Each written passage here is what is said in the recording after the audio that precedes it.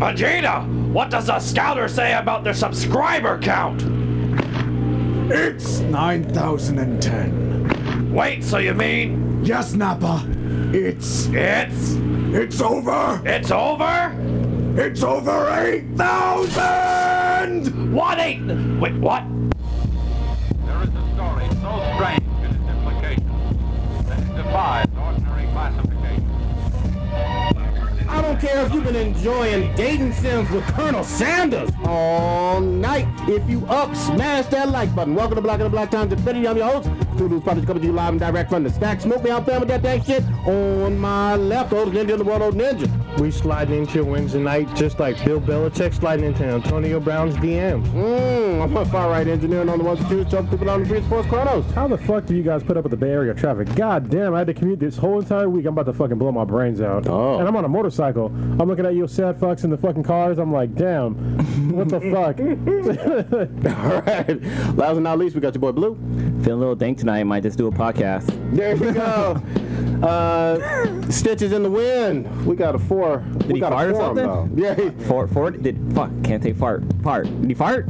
Fart. He's doing something with the damn farting. He's in the wind. He's doing his thing. But we got four of us here. Ready to bring it. Four amigos. All right. That's three amigos. Yeah, I'm all wait. We got a listener of the week. Four musketeers. Listener of the week to be Mushoff. We appreciate you for listening this week. What country? I can't tell. Well, hold on. Maybe I can tell. I usually can't. Snooping. Yeah, I cannot. Oh, he's from Switzerland. Oh, yeah, it does say, yeah. Switzerland. From nice. Burn, Switzerland. Great. Yeah. Smoking a joint and shit. Mm-hmm. Yeah, all right. And then, first in the chat will be Warrior Fellow once again. What's up? Going on? Talking about the terrorists are real, and white nationalists and their sympathizers. Yes, white nationalists, I believe, are terrorists. There we go. I It think should be, but FBI doesn't think so. It depends on what they do. So, You're doing some terrorist shit. I mean, we're seeing the slowly people shifting their opinion on, including the FBI and other lawmakers. Like when they have mass shootings and they're obviously have some manifesto or some shit like that, they're more and more calling them domestic terrorists. So it's a good sign. It's not going to change shit by labeling them, but Didn't somebody? It does change how they get prosecuted. well, most of them die.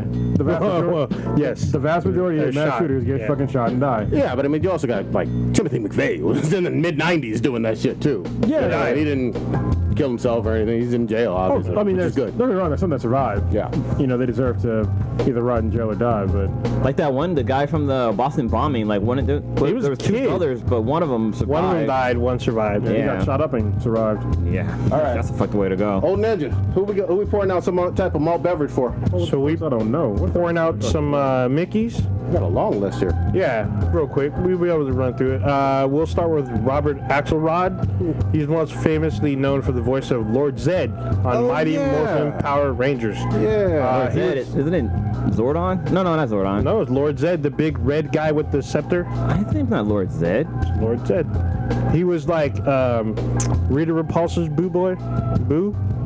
Side piece, whatever. Yeah, I remember him. Yeah, so he was also an actor in 1988 remake of The Blob. He also had a bunch of small roles in TV shows and movies. He also did a bunch of anime, Yeah, it is Lord Zed. including Cowboy Bebop, Ghost in the Shell Standalone Complex. He was the voice of Shimazaki in Akira, the 1988 anime movie. And then in the 90s, he was the voice of Microchip in the Spider-Man animated series. Wow. And he also did a bunch of American animated series, animated like TV shows. He was 7 years old. All right. Then we have John Wesley. He's best known as Dr. Cooper from Fresh Prince of Bel-Air. He was also in... Was that the one going up against Uncle Phil? Is it? Yeah, I believe Okay. so, yeah. He was also in a Stallone movie, Stop or My Mom Will Shoot, and then he was in Clint Eastwood's Hang 'em High. He did some voice acting as the... So this is the... I guess if you remember this show, I don't remember this show, but it's the Superhuman Samurai Super Squad. Cyber Squad, sorry. Oh, damn. That sounds familiar. Yeah, he also did a bunch of bit parts. He did like nearly 100 shows. He passed away due to complications to multiple myeloma. It's a cancer of the blood, I guess. He was 72. Next we have Kylie Ray Harris. She was a rising country star, singer-songwriter who died in a car accident in New Mexico. She was on her way to Michael Hearn's Big Barn Dance Music Festival in New Mexico. She died. Investigators say she died because she was speeding, and she may have caused the accident. She was 30 years old. God damn, that's young. And then last but not least, we have Boone Pickens, Texas man. Who stood of his Known as he's a big oil tycoon. He was chairman of BP Capital Management, and he was a philanthropist. Like an executive kind of dude, right? Yeah, he was basically famous because he was a big supporter of George W. Jr. or George Bush Jr. And he was an oil guy, but then he advocated that America switch from oil to renewable energy. Okay. And so he made he was a billionaire, made a lot of money. He was known as a corporate raider. He made billions in the 80s, and he passed away at 91 today. I guess You got one more on here. Whom's today? The second one. Jose? Do you see that on there? You don't. Oh, that's whoever put that on was that's from last year. So I skipped that. Okay. Yeah, he died in March 2018. Yeah. Oh, okay. Yeah, he been dead. God damn. All right. But I guess talking about like the whole energy thing. You hear what Trump said a while ago He about said a lot of windmills? What do you say now? Or I guess wind turbines, what they're called. How he said that they cause cancer and that they're pollution and that they're an eye pollution and that they kill millions of birds. And like I was reading this study, and like the number one killer of birds is feral cats. Feral cats kill like billions of birds a year. Yeah, or windmills kill like maybe a million or two. This is the same guy who wanted to nuke a hurricane. So. Airplanes kill more birds than wind turbines. Sure. Yeah. Really quickly, I want to talk about something that's not on the list. Okay. So this is something that got pulled over my eyes and probably everybody's eyes. Which is? This is something that's probably been around. So look, Mila Kunis is really a man? millennials thought that they came up with this new term, but it's actually been around for a while. Millennials try to claim that eating ass was something that they brought up, something that they coined. Tossing salad. It was what the fuck? Before it was tossing salad, it was known as rim jobs. Oh yeah. Back in the 80s. Okay. And then now they're trying to say, oh, everybody out there eating ass now. No. They was doing rim jobs back in the 80s. That was a new thing back then. Y'all try to take this, make this yours. Y'all lying to yourself. Y'all try to pull the wool over our eyes. No, you can't have this. No, this is out there before y'all thought about it. Get your shit together. Respect your elders. Respect the work that was done before y'all came about. There has been very few new sexual acts in the past fucking 300 goddamn years.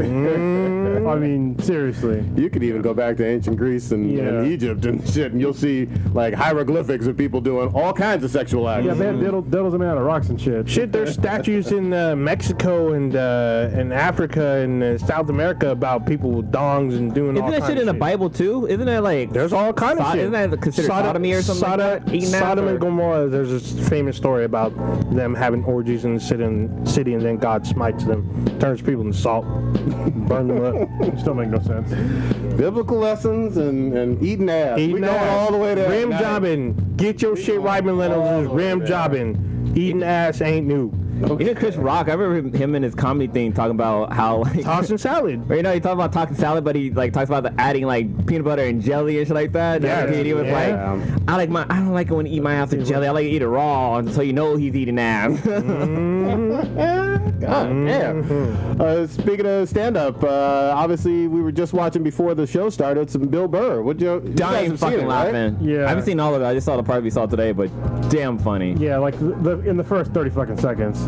It's classic Bill Burr. Him just shitting on whoever he wants to. He's so like anti-PC culture. Like at one point he makes a joke about Stephen Hawking always being negative and shit and like all this stuff. He's making fun of a guy that was disabled, and I was just like, he pulls no fucking punches. Good. People actually booed him in part of that, but he didn't, because it's in England. Oh, that's where he is? Okay. Yeah, so he makes fun of them, and like he's fucking hilarious, man. Fucking funny. Like, It's a 1-2 punch to fucking PC culture and social justice warriors. What's this one called? We didn't put the Paper title. Tiger. Okay. And this is on Netflix. Just came out yesterday, right? Yeah, it came out on September 10th. Yeah. But yeah, it's funny when he talks about Stephen, because when he's talking about Stephen Hawkins, like I actually didn't think about the stuff that he's, because like he says like, oh yeah, I'm glad Stephen Hawkins dead, but he explains why. It's because like this guy's been suffering like his whole life with like all these body issues. Yeah, cerebral palsy, wasn't it? Mm-hmm. Either that or Parkinson's. I don't know. It's one of those two. He was a quadriplegic, so he spent his whole life in like wheelchair. Not his whole life. Yeah, I was just gonna say they actually did a movie about this. So it was after he was in his adulthood. So he actually, and it slowly started progressing. He's not he wasn't a quadriplegic. He had a disease. He didn't get quadriplegics usually have some kind of accident. Oh, he had like was it Lou Gehrig's disease or something like that, or we should really look it up. It probably is a form of Parkinson's that like. No, it was not Parkinson's. Let's look up exactly what he had, and so we can be accurate. I think it was ALS actually. Okay, let me look it up. Yeah. Oh yeah, because Steve Burr mentioned like how he's like, you motherfuckers out there booing me, whatever, but you know you're the one that dumped ice on yourself to help the disease or whatever. Yeah, instead of fucking donating money. Yeah, it was ALS. All right. Yeah, but that progressed. He was, he was walking around and living a normal life. Obviously, going to fucking bitches. Fucking bitches, and doing equations and shit. Yeah, like they have photos of him like standing up, like in the past. And he has kids and shit too, doesn't he? He's had numerous wives apparently. He's had more than one for sure. Oh, there you go. It was a wife. Yeah, that's him when he got married. Yeah. All right, is that from the movie? No, this is really him. Oh, okay. This looks like him. You can tell that's him. All right. Look goofy. Yeah, He's smart as shit though. Yeah. we went off on the side. Bill Burr. I mean, I've seen it. He, like I said, pulls no punches. I'm just waiting to see who's gonna come out, which reviewer is gonna come out and be our critic, gonna say like, oh, that he was over the top, he did too much, this is tired and trite and all this and that. The same energy they had Dave Chapelle. I have yet to see this with Bill Burr. So I'm waiting to see if that's gonna happen. So before we started the podcast, I looked up the Rotten Tomatoes. So I was waiting for the Rotten Tomatoes to drop because I'm like, are they gonna shit on Bill Burr the same way they shit on Dave? Because they both, did their same style of comedy. They didn't pull any fucking punches against anybody. And Bill Burr is sitting at 80%. Which is great compared to what Dave Chapelle was at 0 for at least a week. And like right now, I think he's like 23 or 33%. Which is ridiculous. For Sticks and Stones, just to be clear. And his comedy routine, like Sticks and Stones with Dave Chapelle and Paper Tiger with Bill Burr, I don't think either one of those are like, either they're exactly the same level of offensiveness or they're at least the same level of offensiveness, at least the same. Yeah, and for context, if you look at Sticks and Stones user reviews, I want to say that was in the high 90s. It was. When I last looked. 99. There you go. It's probably 97 by now. You can believe the minority of butthurt critics, or you can believe the overwhelming number of people who clicked on his face on Netflix and enjoyed it. Oh, wait, it's changing. Oh, shit. Oh, maybe not. No, it's not. 99. Well, yeah, but no, it's 27% now with the critics. Yeah. And 99% with the users, and then we'll look up Bill Burr. Look at that disparity, though. What the fuck? It's just strange. I wonder if it's the same critics. I was trying to look that up too, but no, I couldn't find ones that were the same. But yeah, he's sitting at with five critics, it's at 80%. And there was one, like the one that said that for all the talk of Bill Burr wanting to trigger, quote unquote, trigger people, his most outrageous bits never feel edgy enough to pack the desired punch. So I guess this chick or person wanted him to go further. I guess. I don't know. Like his shit. I mean, literally part of his bits got booed. Yeah. And he brought him back. That's great. You know how bold you have to be as a comic to get booed and then like still kill it? Yeah. I mean, he talked shit about Stephen Hawking's in London. Yeah. You know what I mean? And talking about like kicking him and shit, like his wheelchair over and shit. It's just like, dude. That's hilarious. Yeah. He talks about sexual assault being a positive thing, which is weird. Yeah. I mean, you have to listen to the joke. He flips it, but still, he starts out literally with that sentence. Goddamn. And then, he pulls the punchline with it, which brings it back to some kind of normalcy, but still, he comes after PC culture, cancer culture, like when people bring up, he literally does almost a very similar bit that Dave Chapelle does about you saying something in the past, someone brings it back up, now your whole life is fucking over and type thing. It's crazy. And he talked about if we had America's first female president, what would happen to the first man and how he would like just be beta cucked. Yeah, pretty much. Because he was talking shit basically about Michelle Obama. He's like, what the fuck did she do? Like, she didn't do anything. Like, she just what's she gonna give advice on? Like, which dick to suck that feels like a president or something like that. And I was just like, damn. I thought that was Hillary, but yeah. No, she's talking about Michelle Obama. That's all that like, is. and he's totally. I mean, honestly, the best thing she did in her life is connected to her husband. Like, you name me one accomplishment that she did outside of her being the first lady. Her book sales are doing pretty good. But her book sales are about her being the fucking first lady. Well, I mean, it's about her. It's about that time period and her whole life. Well, it really is. Yeah, but nobody. I mean, to me, honestly, if the first lady for any president, I don't want to say just Michelle Obama, but for any fucking president, I don't give a shit about a first lady. That's fine. Not a single fuck. That's fine. And they're not elected officials. But at the same time, I'm also not going to get all butthurt at Bill Burr for, he can make jokes about anything he wants to. And I haven't seen this special yet, but I'll give it a watch probably this weekend. Yeah, when he was talking about, what was it? He was talking about blow up sex dolls, and he's like, it's something you have to get, before if you like couldn't get a girl, or you weren't strong enough to get one to have sex. And I was just like, damn, really? I will say this, man, and I know you guys probably touched upon it last week in terms of with Chapelle, but one of my favorite things that he did was actually defend, which I've done as well, Louis C.K. Yeah. And he was just like, that's my friend. He didn't really hurt anybody. And I know people actually didn't call that particular bit out because there was other stuff that they got all butthurt about. Yeah. But I like the fact that he stuck up for his friend who all he did was fucking masturbate. Well, and told people, I'm going to masturbate, and they stayed in the fucking room. Exactly. And then years later, he's terrible, he's evil, he's Weinstein. No, bitch. You stayed seated while he masturbated. Well, even Sarah Silverman came out on his defense too. Said I guess he did it to her, and she like left the room. He asked her, and she said, "Yeah, I want to see if that's probably going to be cool," and he would do it. Yeah, so. Well, that's the thing. Is like, listen, if somebody was like, "I'm going to jack off in front of you," or "I'm going to jack off in front of you," is that okay? I'd be like, "No." Logical response. No. I mean. And here's the thing. If you think someone's joking, because he is a comedian and you didn't take him serious or whatever, when he whips his fucking dick out, shit got real. Like, whoa, stop. And you can remove yourself from the room if you're uncomfortable. Yeah. But a lot of them didn't do that, but then years later were like, oh, he's awful, he's the devil, he's terrible, he needs to be canceled. Okay, whatever. It's that small dick energy. Well, like people were saying, like, oh, it's because he was in a position of power, in front of people. Listen, I don't give. If the fucking CEO of the company that I work for, if I went to his office and he said, hey, I'm gonna start jacking off, is that okay with you? I'd be like, are you out of your fucking mind? Yeah, that's not gonna happen here. There's no fucking way. Yeah, and the CEO of the company that I work for has more money than fucking Louis C.K., but like a magnitude of like a shitload. Of course. So there'd be no god. So people have no fucking excuse. No. If a CEO of a company did that to me, that's the thing. I'm sorry. Nobody wants to admit it. They were curious to see him fucking whip his dick out and fucking yank it, and then they got mad at him afterwards. Like, holy shit. It's like looking at a car accident. Just gotta put what I mean? You wanted to see him fucking whack his fucking dick. You nasty fuckers. Somebody fucking jack off. Go watch porn. And again, I'm against people who like obviously assault somebody or start touching somebody, or if he jerked off and threw his fucking nut on someone's face or busted on you like, and you didn't want it. Like, oh, what are you doing? You didn't want fucking baby gravy on you, and he threw it at you. That's wrong. That is very assault. It's these people I feel like they don't live in the real world.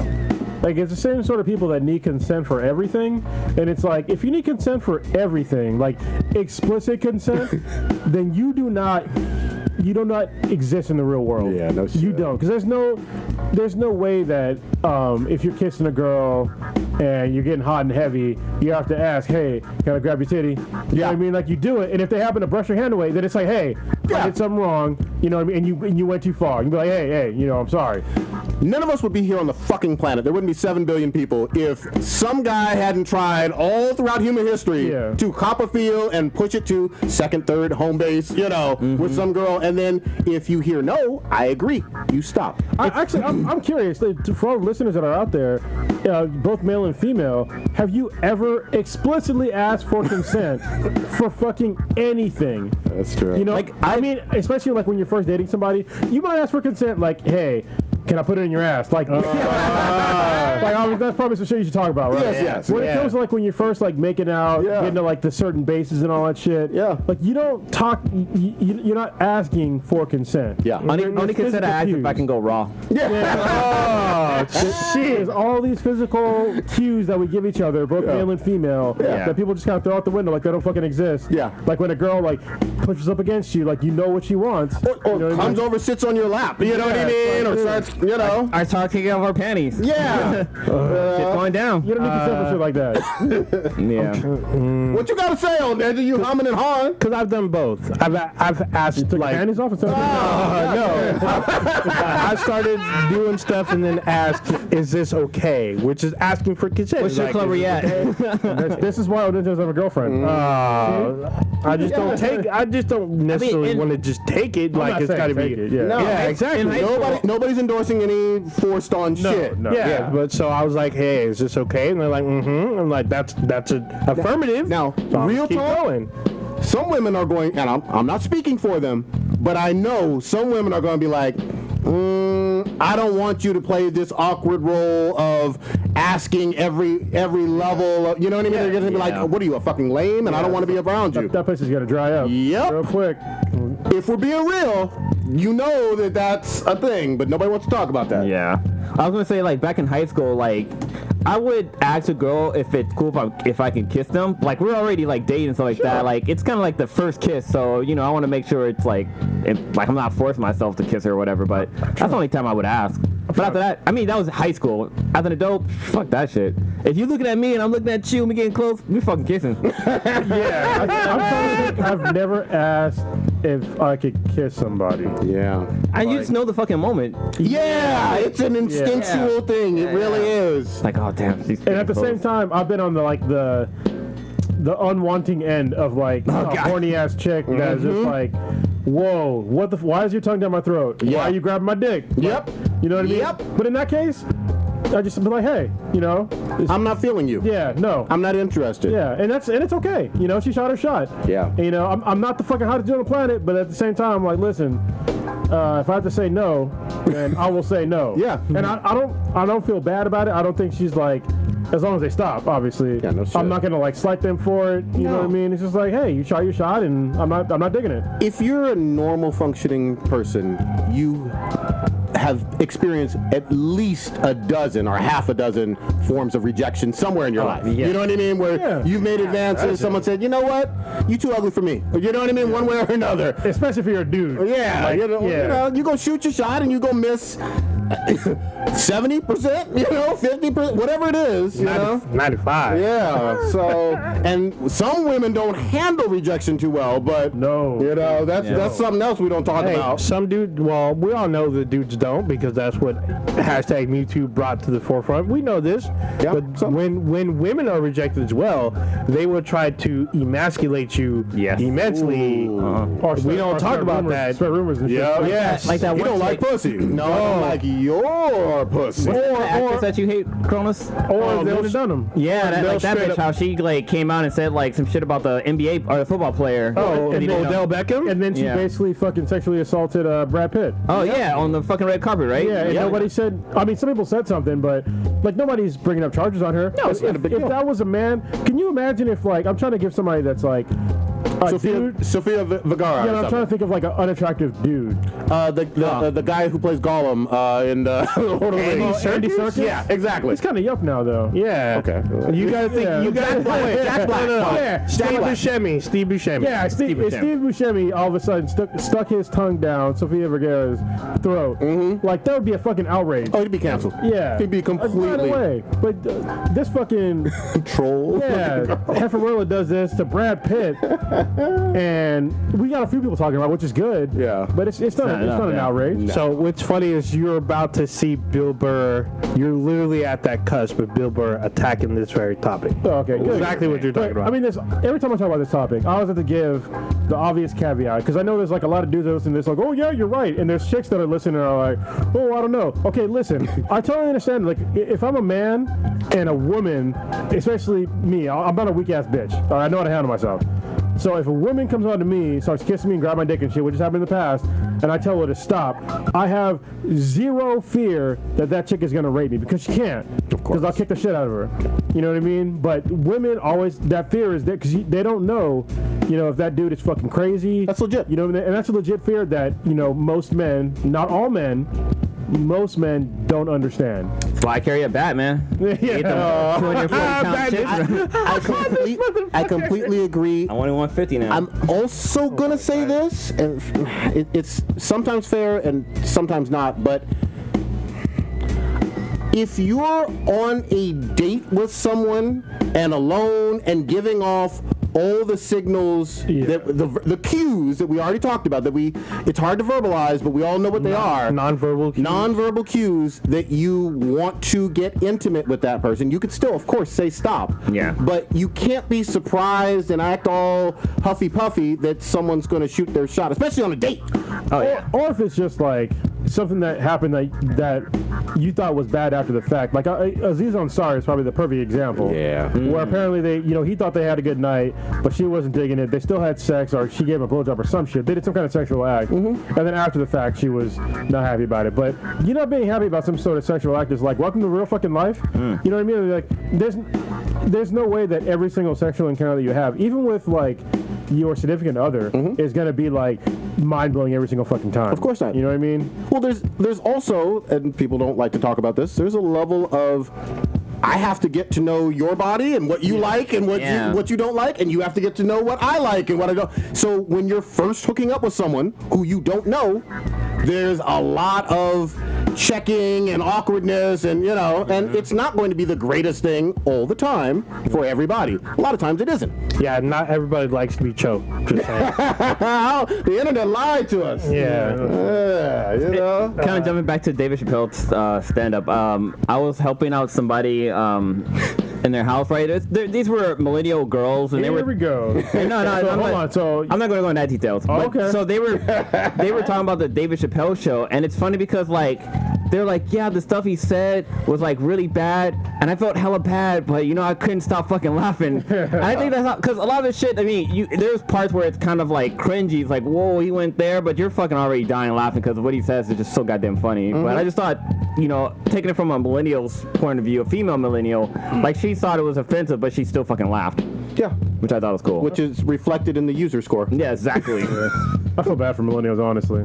I mean, Andrew Yang brought it up a while ago, but it's like this is one of the first generations to where you're not guaranteed. In previous generations, you had a higher percentage of making more money or being more successful than your parents, right? And this generation is like the first one to where I think it's dropping below 50%. Like, I think it's like a 43% chance that you have to be more successful than your parents, and that's fucking scary as shit. It's not good odds. Yeah. The odds are not in your favor. No. Now, before we switch gears again, so we were talking about porn. Something I thought about earlier today. Were we talking about porn? Yeah, we were talking about like blow-up dolls. Oh, okay. All right. Like Bill Burr. But I think it's interesting because with our generation growing up, like we were at the beginning of like the internet, so I don't think either of us, or maybe I'm just speaking for myself, but I don't think any of us ever been to an adult store to buy a porn magazine. Oh, I have. Yeah, I have. Okay, because since the internet, I mean, I found all my porn on the internet. Well, yeah, but so in the early days of the internet. I mean, buying porn, not like get it from like your uncle or you find under your mattress. I've definitely bought porn magazines before. Oh, okay. I don't know. I might have bought it as like a gag gift, but normally I would get like other people's like collections. Like back in the day when Playboy was doing nudes, people collected them because they were collector items. So some people would just give them away. That's how I would get mine. Well, the thing was, like in the 90s, the internet was fucking slow as fuck. Like, forget about like getting videos. Just toss that shit out the fucking window. Yep. You had to download like just basically only pictures, and they took fucking forever. Like you would get zip files that would literally take you all fucking night to download. Yeah. know what I mean? Today, like, people are spoiled. Like, I can watch a fucking, you know, an hour-long video. I could download an hour-long video in, like, what, 5-10 minutes? Maybe? Yeah, I do. Yeah, I can see that bitch's soul. Yeah. It takes no time at all. Yeah, so, and you get shit streaming and stuff like that, so you don't have to, like, download it anymore. It's insane. Yeah, like, I've never bought a porn magazine or, like, video. Well, lucky you. You gotta buy porn, man. Well, it's available free now. Well, it's like, what's her name said? Ella Darling. I mean, I've even to this day, like, I've bought porn before. You know, it's like, if I'm watching your shit, even though it's free on Pornhub, but there's, like, certain, like, porn stars and stuff to where, like, at a certain point, you gotta pay. You should. I'm not gonna say you have to, but you should pay for it at some point. Yeah. It's an industry, at least in my opinion, I agree, that deserves some support. You know, they do a lot. That's some work. You know, sucking all them dicks, taking all that, and you're blowing loads to it. You know what I mean? So it's like support them. Eat out that protein shakes and shit. Yeah, man. Especially like after we met Ella, like she's in the porn industry. Yep. You know, and like after talking to her, she's a normal fucking person, and that's like her job. It was her job, and that's how she paid her fucking bills. Yep. You know. And the other thing is, you know, look, you don't want all the studios to go under. You know what I mean? Like, that's where even the leaked kind of free content comes from somebody making it, you know? Yeah, and like, so when me and K-Mac, when we went to, what was the place called? The Dungeon one? Dungeon. Yeah, Kink? Yeah, Kink.com. Oh, that you went to the... Like, Kink.com, so they're not doing, like, I guess the building is not going to be used for, like, porn making anymore. Mm-hmm. Like, before that, though, they went way above and beyond just, like, making porn.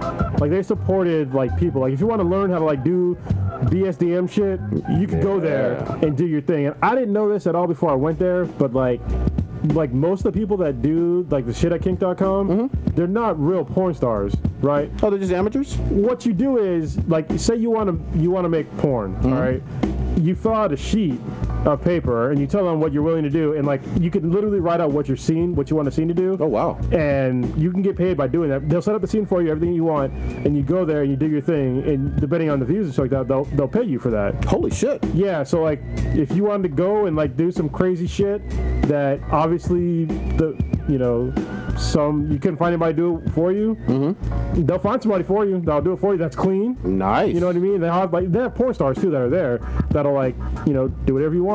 So this was in SF too. Yeah, and it was in like this crazy armory. It's called the Armory. It's like a crazy, like, it's not a brick building, but it's pretty much brick. It's like a castle. Yeah, it's like a castle. Okay. And you go in there and it's just like, it's insane, especially when you go in there and you like see stuff that you saw in videos. Okay. So I watched a bunch of like Ultimate Surrender videos, which is awesome, by the way. Yeah. Watch that shit. That's a weird one too about consent, because they're basically raping each other. Mm-hmm. But like going there and like going into the same like room with like the mat that's there, you're like, oh shit, that's like the mats that they fuck on. Yeah. How'd it smell?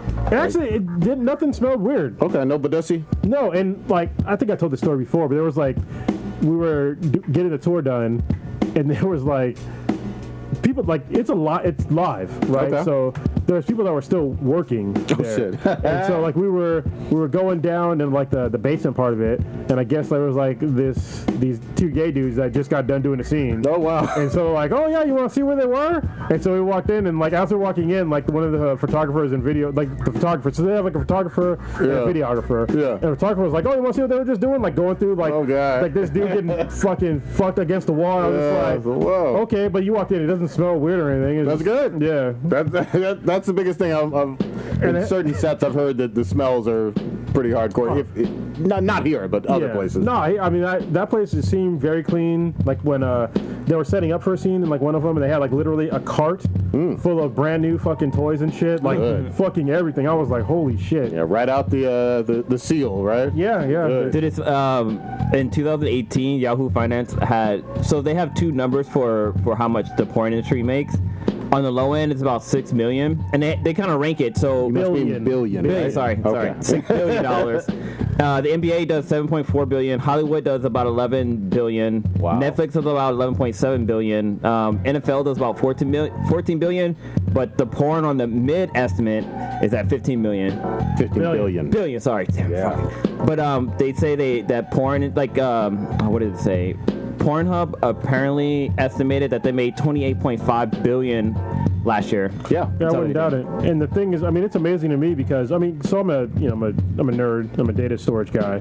Their data storage needs and like the way that how they stay up constantly is it's amazing. They must have exabytes worth of storage. You know what I'm going to say? And at some point we need to do a cast or go into some of this history, but the untold side of porn's influence on tech always gets unsaid. Yeah. Like people act like, now, government obviously had a huge role, but the other role in terms of pushing technology forward, porn has affected all that we enjoy about the internet, even if you're not watching porn. Porn legit killed two mediums in our lifetime. Yep. It killed Betamax and it killed HD DVD. Yep. It killed them both. Yep. I wish that it'd be nice to like if I can go to kink.com and do like an interview with like some of if we could do it like if we do an interview with, like some of their IT staff or just and some of their like performers and stuff like that and just like talk about it. Like I really want to understand like what their tech needs are. So for me, like the vast majority of data storage on the internet, it's eaten up by porn. And I've worked in data storage for a long time, and I've never seen a single gig working for a porn industry. Oh wow! And I'm like, because I'd have been all over it. You know what I mean? Like, let me copy this and this little hidden encrypted files. Yeah, encrypted folder. Yeah, I used to work for the #1 storage manufacturer in the world, and I traveled around installing data storage for years, and not one of those were for porn. The only caveat was one time when I was in Miami, I was working what's called a colo location. A colo is basically a co-location where a bunch of companies, they have all of their various servers and storage in the same location. They just rent out what's called like cage space. Okay. And it was weird because it was the first place where they had really tall racks. Okay. So racks of servers? Yeah, racks where you put servers and storage and like all kind of various equipment in. But it was either 14 or 22 foot tall racks. Jeez. And that's like usually they're like 7 to 8 feet tall. Yeah. And so like it was the first time where I saw like an actual like lift for stuff, because usually like when I was doing it, we just did it by hand, right? And it's just heavy, but I mean you could do it. I can do it. But this is one where you needed a lift to bring it up. And in that same location, I actually saw like one of the, I forget the porn company, but they had like all their stuff like blocked off. Like their shit was literally like in a like cage with locks on it. I was like, holy shit. Everybody else's shit, they were just like out there. Open, yeah. It was in the open, but it's in a secure location, but it was still in the open. I was like, dude, they were not fucking around. Yeah. But if I could work for, do data storage for a porn industry and they pay me like, what I'm getting paid now or more, and I can work the same hours. Hell yeah. I would fucking do it in a heartbeat. Yeah. Sure. So we went deep on porn. We did. I got something kind of almost related. What's going on with your boy from New York undercover, Malik Yoba? So I just saw a quote. Is he in the foodies now, or what's going on here? Yeah. So go ahead. I saw the source. This looks like a blog post. Post. It looks like he's gone on radio doing quotes saying, again, if the articles are to be believed, saying, he says that he's straight, but he's into women who have penises. Let's just say that. So some Dwight Howard shit where everyone thought that he was dating a transgender woman, but then he married a woman. Well, but Dwight never came out like forcefully actually quoting. Malik is quoting this. The thing that's odd to me is I thought he had come out saying that he's. Oh, it's more than one location. All right, so seems legit, right? The source has it up too. Yeah. Malik Yoba says he is heterosexual, trans-attracted, and calls people out who shame Mr. C, Eddie Murphy, and Teddy Pendergrass. And it's on the Breakfast Club. Okay, that's a legit interview there. Let me see how long it is to see if we can. It addresses trans issues with Malik. This one says he wanted to support an upcoming transgender march, and then accusations followed. Oh, they changed the alphabet again. So now it's LGBTGIA. More little people. What is? I'm not gonna stop changing it. I'm not even gonna ask. It's never gonna catch on. Yeah, that's what's that now? Like 23% of the like Chapelle.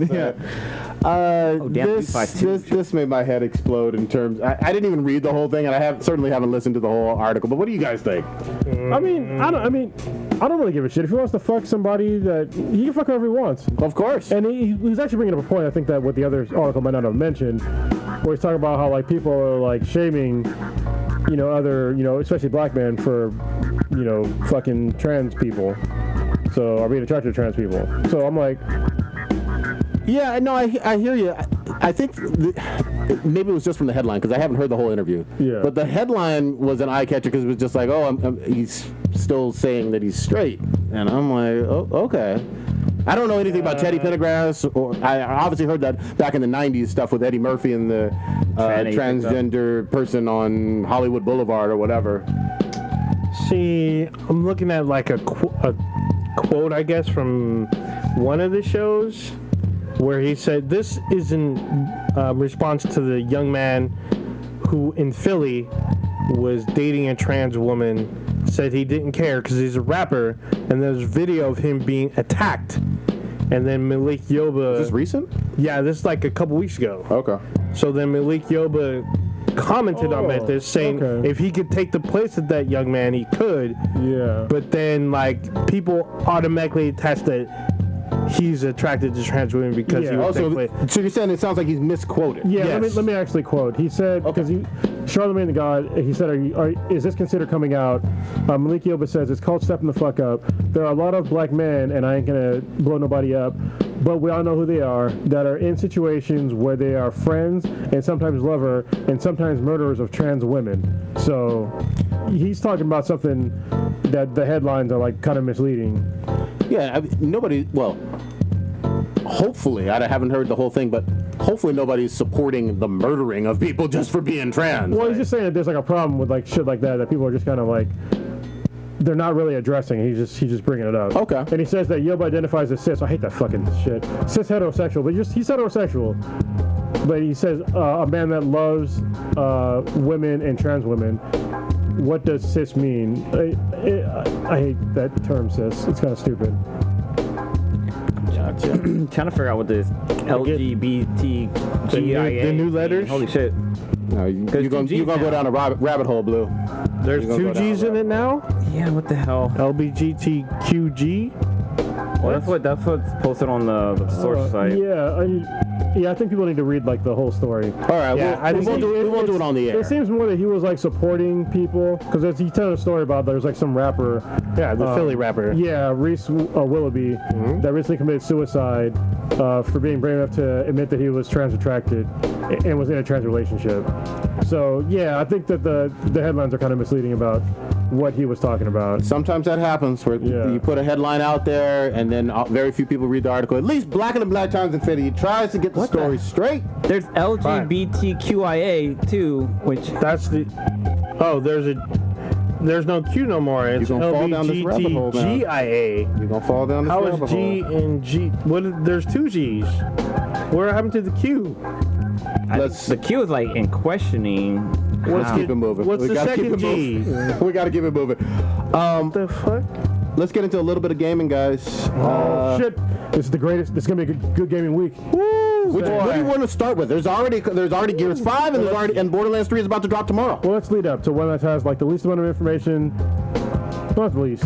We'll start with not Ghost Recon. Jesus Christ, the one I just Breakpoint. Yeah, you guys, have you played it yet? I haven't played Ghost Recon, no. Okay, not Ghost Recon. It's not called Ghost Recon. Is it called? Yeah, Ghost Recon Breakpoint. Okay, yeah. The one in October comes out in like a month from. Yeah. I think Division. I didn't know Division was a Rainbow Six game or whatever. That's because it's Tom Clancy. Yeah, I didn't know that. Okay. I thought it was Division. Yeah, no, it's Tom Clancy's Division, but it's gameplay. Each of those games have different gameplay. So there you go. So I was granted access to play I think it was the alpha. Maybe it was the beta. I think pretty sure. I think the beta's coming. Okay, so I played the alpha version of the game on the PC, which is weird for me to get back into playing in a PC. It's like, god damn, it's so fucking accurate. So much better. Everything looks great. It's fucking. Why do I play a fucking PlayStation? Anyway, thank you AMD for giving me a key to get early access to Breakpoint.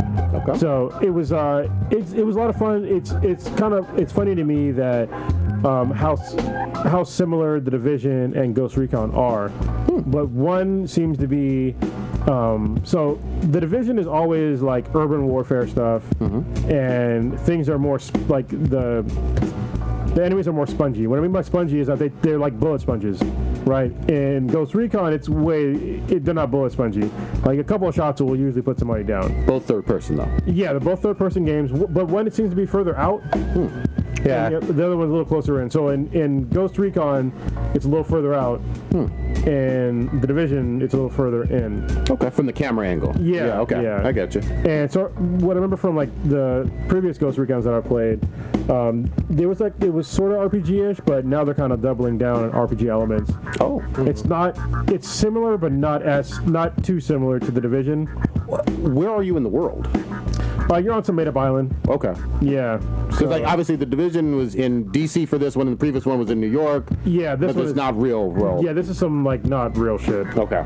But it's been a lot of fun so far to like go through and like pick up stuff. So I think that the way the Division plays, it'll be more fun for most people because like the way that everything looks is kind of like more polished. Right, so like when you in the Division, when you pull up, like say you want to change your weapon, when you bring up that screen, it's almost like an overlay on the environment, right? So you see the environment still in the background. Okay. In Ghost Recon, when you change equipment, you have to basically hit pause, and then like the whole screen takes up. Gotcha. So it's like it's different. They both have their advantages, but I kind of prefer the way the Division is. Yeah, well, in the Division, when you're changing weapons, the world is still reactive. You can be in your menu and then get shot. You need to be in a safe place. Well, that's why they have safe zones where you're not getting shot. It's similar in Ghost Recon, but I never got into a situation where I was changing equipment and I was getting shot. But it's happened to me before plenty of times in the Division. Are you doing operations where it's just a single mission and then you repeat another single mission? So this is what's kind of cool about the game. All right, this is one of the points that the Division is probably going to take over in the Division 3. So they have there's two different modes in the game. All right, that have to do with how you find shit. The first one is called like walkthrough mode, which is like the way that you used to playing games, to where you get an objective, it tells you where the fuck it is, and then you go do it. All right. But they have this new like no walkthrough mode where it's pretty dope to where it gives you clues onto where you're supposed to go, and the more clues you pick up, the better you are. The more likelihood that you're gonna fucking find it. So literally, like it'll tell you like, oh, it's in like this certain section of the map. It'll be north of this lake, and look around there, and then you'll find like your stuff. But there's no like icon that'll tell you where to go. But you said you're in a made-up world. Is it urban or is it kind of like it's open space? So it's like there's jungle, there's rivers, waterfalls. That's all. It's big. It's really fucking big. I didn't get to go everywhere because I only played for like maybe 3 hours. Okay. But it's really big. And one of the other things that it has over the Division is vehicles. Right? So you can hop in a fucking helicopter. Like, yeah, that sucks about the Division. You're on foot. The only thing that saves that is fast travel. Yeah. You don't have to. There's fast travel in this one too, but you definitely can use vehicles.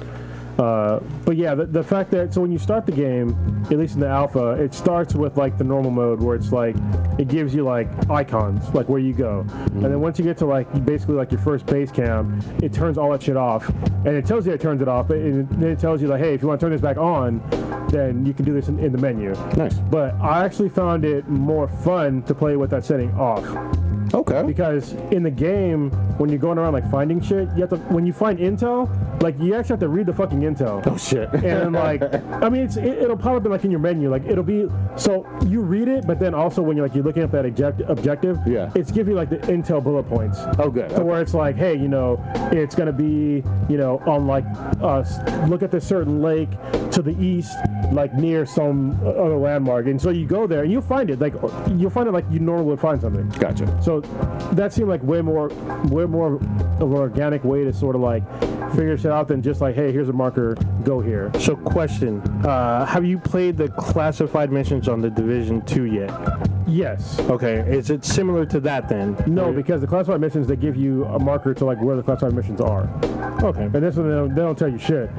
Like when you pick up So like with normal missions, it like you'll go to somebody and they'll give you the mission. They'll just give you the bullet points of like how to find it, basically. But then there's other stuff to where you're walking around and then you'll just find like a piece of intel, and you look at the intel. Like perfect example, it'll be like for a blueprint. Okay. It'll be like, okay, there's a blueprint. It's going to be somewhere around this area, but you got to find it, and it'll give you clues on like where to find it. You know what I mean? Yeah. If you're not into like finding shit out or like have like kind of like a mystery thing, then you just turn the other mode back on and you're playing like a normal game. But I really appreciated that there was like 2 different modes and there was like real thought put into like the clues that was leading you to your objective. Cool. Because I literally had no problem finding any, especially the main objectives. No problem finding the main objectives. You play with anybody else? No. Somebody tried to team up with me. I was like, nah, fuck you, dude. I Kirito that shit. But wow. if people like bought the game and played it, I got no problem teaming up. So I guess you were playing the beta, because it says here the beta went from September 5th to the 9th, and the street date is October 4th. Okay. Yeah. But normally you have to pre-order the game for that beta. I didn't pre-order. So good shit. But yeah, it seemed actually in this game you might want to team up. So I played solo and I was doing really good, but there's like certain parts like where you're kind of wandering around and you'll find like a small city, and good luck doing that shit solo. Yeah. Because there's like, unlike the Division, there's no cover system. Oh. So, and it's not sticky cover. Like sometimes you get up to a wall, like you'll shimmy up against it, but it's not like the Division where you go cover to cover to cover. Gotcha. So for the most part, you're shooting out in the open, and you have to kind of like, if you're gonna have cover, you have to like move around the cover to like shoot around somebody, but you're not gonna stick to the cover. You didn't see any like, shield? Up in and out. No shields? Not in my class. I had like a medic class, because if you're a solo player, like I always do, you have to basically have some sort of healing element. Gotcha. Yeah, and that's what's cool about that too, is because like the healer has the ability to bring himself back to life. Nice. So you have a healing drone that you can heal yourself with, or send it out, or if you don't use it and it's still like, if it's not under recharge, you can pull your drone out and he literally takes the pack off of the drone and heals himself.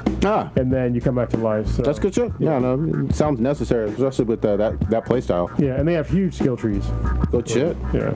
They had that in Division too, right? Or are you talking about the Division? No, I'm talking about Ghost Recon. But no, I'm saying in Division you had the health drone too, right? Yeah, there's a couple. But in this one though, if you die and you haven't used your health drone yet, you can literally summon the health drone and you like take it apart. You take the piece that's gonna heal you off, and then you heal yourself and come back to life. Get you off. Shit, that's my kind of drone. Yeah, I mean in the make me a soundtrack's worth. Yeah, in the Division 2 they have the hive, the reviver hive. You have to have it equipped, but if you go down, your reviver will bring you back up. And even if you die, you can bring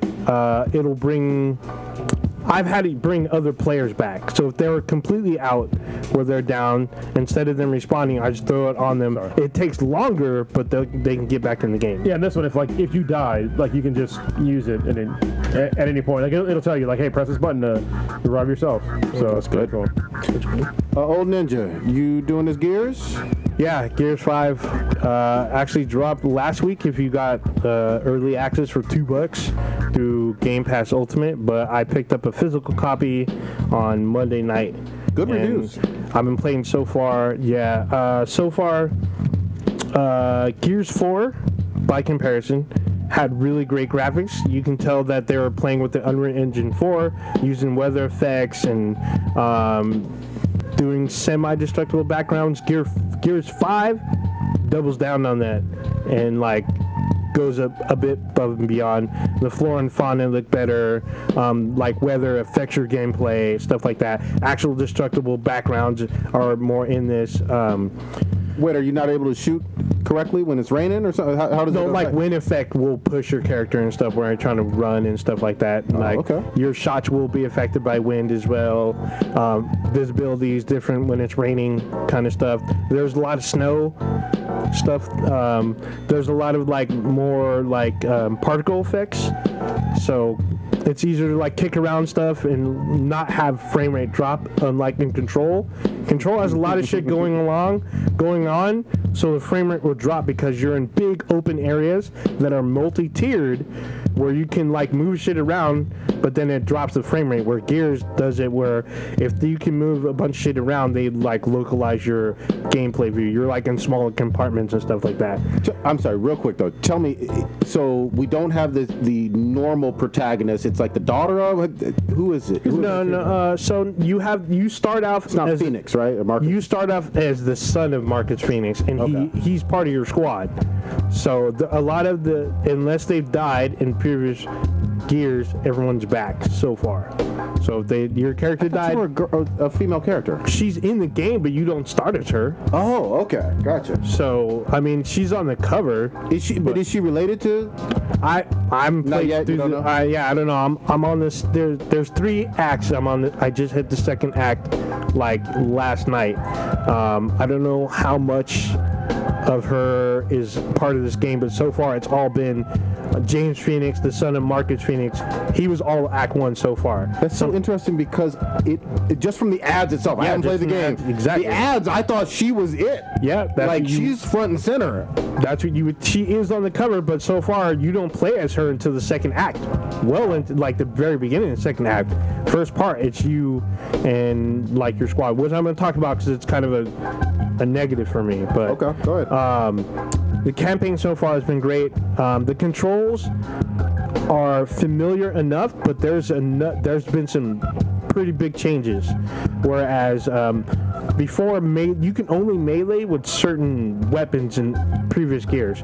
This one, everybody melees because you have a shiv. You can knife. So you can knife like all day. You can just like continually knife and pause, or you can do like a 3-hit combo knife, which has like a slow cooldown. The melee in previous Gears used to be the secondary function on particular weapons. Now that's uncoupled. Now the secondary active on other weapons is a different button. Like now, for instance, there's they took a Lancer, took out the chainsaw, but added an underslung grenade launcher.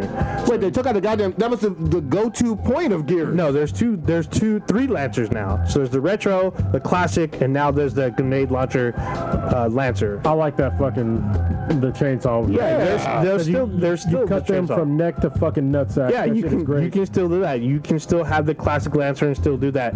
But they also give you a new Lancer that has an underslung grenade launcher where you shoot and it pops up above an enemy and then rains ordnance on an enemy. Ooh. So they have that, and it also has like rounds. Now you have to actually pick up rounds for the grenade launcher as well as rounds for the bullets. So now they have 2 types of ammo. Also now, which they added to Gears, there's a skill tree for one of the players. The player is a robot. So you have a skill tree for the robot. You can upgrade its skills. You can have, I think, max 3 that you can use. You can do defensive. You can do offensive type skills on the robot.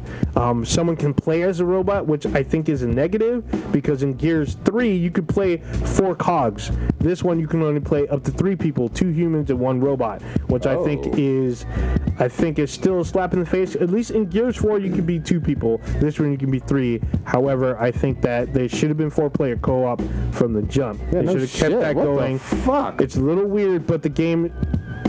That was one of the selling points, man. Of this franchise. No, that's not true. Because the first 2 games you can be 2. You can only. It was 2-player co-op. But from 3 on. From 3 only is 4-player. I never played 4. Yeah, part 4 is only 2-player. This one 3-player. Seems like they're taking a step backwards. Yeah, so that's what I'm trying to say too. Yeah, that's a negative for me. What if Borderlands only had 3-player co-op now? Yeah, so it's kind of weird. So I'm just like, at most of the time you are 4 people deep or more, but you can only play as 3, which is kind of irritant to me playing through the campaign so far. It's not a deal breaker, but it's just like, dude, come on.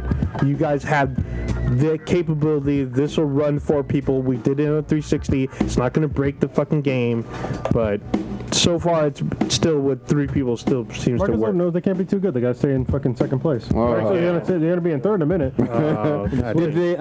Did they have that horde mode? So they have horde mode, and they also add a new mode called escape, which I wasn't sure about, but I didn't know I needed this. Oh, that's so yeah, this new mode is kind of crazy. So I'm trying to do this as best I can because there's a lot of shit going on in this mode. Basically, you start off getting captured. You let yourself get captured. You get put inside a hive. It's basically kind of like Aliens, James Cameron's Aliens, where you go to where the eggs are and whatnot, and you set a bomb to blow up everything. Or not blow up. You set up a biological bomb. It's poison. You set the poison off. You have 30 seconds to get a head start ahead of the poison. The poison will flood the entire map, and you need to make it to the extraction zone. Oh shit. You start off with one weapon and has limited ammo. You need to kill people to pick up ammo, and along the way you can find ammo rooms, or they call supply rooms. You find supply rooms which will have ammo boxes and potentially more ammo or more weapons. So you start up limited ammo, limited one weapon. You need to build up and make your way to the extraction. You will know you are halfway to extraction because there is a decontamination room that serves as a save point. Okay. So if you die before that, you restart. If you die once you hit decon, you restart at the decon room. There's kind of like boss enemies kind of hidden in, and the map kind of changes. The way the map changes, the layout is the same, but like if you play your third time through in the same map, certain doors will be closed while others will be open. Where you had a supply room, now that room's locked and supply rooms move somewhere else. But this sounds kind of dope, man. Yeah, so Dude, this is like if you grew up in a ghetto and you had to put those little bug bombs in your house. yeah, I mean, that you put it in the bottom, you had to fucking run. Yeah, you gotta run. That's literally what you gotta do. It's cool because you're 3 new characters. If you pre-ordered, you can play as characters from Terminator: Dark Fate. Oh shit. Or you can play as some of the Spartans from Halo. So I have Sarah Connor for this mode, so I'm running through with Linda Hamilton with shotguns, blowing away fucking swarm and shit. It's fucking crazy. Quick question though. So one of my I like the Gears franchise. Don't get me wrong, but one of my critiques of it is that at least with 2 and 3 when I played it way back in the day, I felt a little bit lumbering and I was not as agile as I wanted to be with certain characters. How does this feel in terms of the movement and the duck and cover? Are you more agile? Not saying it's like going to be like Uncharted per se, but do you feel more in control and agile with your rolling and duck and cover? Yeah, of course. It's still Gears. But forgot to mention. So the melee button has more prominence than before. So now in Gears 4 and I think 3, what they did is if you were cover to cover with an enemy, whoever did it first, whoever hopped over first, you would stun the other character, would spin them around to where their back is facing, would leave them open to be shot. Now they added, if you get spun, you have a quick second to counter melee, which will insta-kill your attacker. Oh, this is PvP. Yeah. Oh no, this is PvP as well as this is every mode. Oh, wow. If you're cover to cover, if someone jumps over, whether they're NPC or another player, you have a chance to counter and insta-kill the enemy. I like it. Also, if you're in cover, if they're in range, you can be in cover, reach over and grab them out of cover and insta-kill them as well. Goddamn. So there's a bunch of shit you can do in this game that's crazy. That you can be down and dirty, quick and fucking crazy. What are you, 8 hours in, 10 hours in? Not even close. I've been playing a lot of Escape because I didn't know what was going on. Another thing that's cool about Escape is you can create your own maps and upload them to the community. Gotcha. You can build your own fucking map, create your own shit, build your safe rooms, set your exits, they give you the pieces, you just put it together however you want, upload it, give it a name or whatnot, and the community votes if they like it or not, and to be featured where you can play. Well, let's do this. Let's hold on for now with it, just because you're still ongoing. I'm still in the campaign. Yeah, yes. You're still ongoing, and I'm playing a lot of Escape. Yeah, it sounds like we'll keep revisiting it. But that's a good initial review. Oh man, it's been a lot of things I didn't like about 4, but let go. They fixed for this. Good shit. The one thing I do not like, which is a huge negative, is that this should have been 4 fucking player co-op from the jump. That's what it sounds like. That is a huge fucking negative. They did it in 3. In a fucking 3 had a storyline built around 4 characters. Yeah, and there's plenty of cogs that you were introduced to. and that have survived the franchise that you should be in this game. Yep. But you're only doing 3, and a lot of people don't like being the robot. So, speaking of 4-player co-op, big game dropping tomorrow. Hell yeah! What y'all think? This is why 2019 is going to be a good year for games. Yeah, it's even though crazy. we've had like the past 6, 7, 8 years have all been good years for gaming. Of course. You know what I mean? Gaming is always in good hands. There's been some down ones. There's been But lately, of late. yeah. Big Last one 5 was years for horrible. sure. All right, so what are we talking about, gentlemen? Borderlands 3. Yeah. This is 3 amigos. I've been looking forward to this game for like the longest time. I remember when I first played Borderlands on the PC, I was blown away. I was like, holy shit, this game is amazing. The funny thing is that I remember like reading about Borderlands in old, I think it was Electronic Gaming Monthly, EGM. Is that still around? No, I don't they think folded so. a while There is ago. no more gaming magazines that are out. No, they're still free. Yeah, There's yeah. Edge. Edge is still out there. And the one from GameStop. Really. For now. Game with Informer? GameStop. Yeah, Game Informer's still around. There you go. So I remember when I first read about the game, and it looked nothing like the way it does now. So originally it wasn't supposed to be cel shaded. Nope. It was supposed to look realistic as fuck, and I was like, dude, this looks cool as shit. I can't wait to play it. And then they eventually they changed it to shell shading, and it was like I was confused. I picked it up anyway, and I was like, dude, at the time, that shit was fucking game changing. There was no other game like it. They took great shooting, like Call of Duty Halo level almost at the time, and combined it with Diablo looting. You know? Yeah. And that's hard to do. Yeah, and it was funny. It was funny. Like I haven't seen a game that legit funny since like Duke Nukem. Yeah. You know what I mean? Like it didn't take the game too seriously. You know, it was silly as shit. That's one of the things I've felt has almost been missing with a lot of modern games who are great. Like, for example, not to get off track too much, but I'm working my way back through Red Dead Redemption 2, but it took a while to get back into it only because It's serious. it's like a sim in terms it's a cowboy sim in terms of its seriousness level. You know, whereas the GTA franchise and the Saints Row and some of those, they had the wackiness. Yeah, Saints Row, especially like the Saints Row the Third. That game was it was so fucking silly. Like the giant purple doodle bat, that shit was so silly. I was just like, dude, I couldn't stop laughing. And it was so powerful. Yeah, it was. Actually a legit weapon you wanted to use. You could blow up a tank with that fucking bat. I was just like, dude, why is this possible? But with Borderlands, you had like Tiny Tina doing her great voice impression. I think that's Ashley Burke, I believe. Yeah. You know, you have Skeeter and all the mechanic people. You know, Catch a ride. We had that fat chick. What was her name? Big something. Oh, Yeah. Big, it's not Big Bertha. It's Big Martha or something like that. Well, but don't forget Moxie and her sexy ass making sexual innuendos. You know, Wasn't there also a gun that actually made a sound and went pew pew pew? I think so. They had so many fucking different kind of weapons in that game, which was crazy. This is what it was. They had this really fucking annoying gun that would basically scream when you shot it. That's what it was. It was super OP, but when you carry it, you walk slow as fuck. Yep. Yeah. But when you shot it, it was like Yeah, that's what it was. so fucking powerful. He said it was the most annoying gun in existence, like the disclaimer. But when you shot it was fine. But when you walked around, you moved so fucking slow. Here's what sold me on Borderlands. Even though I love Borderlands 1, Kronos got me into it.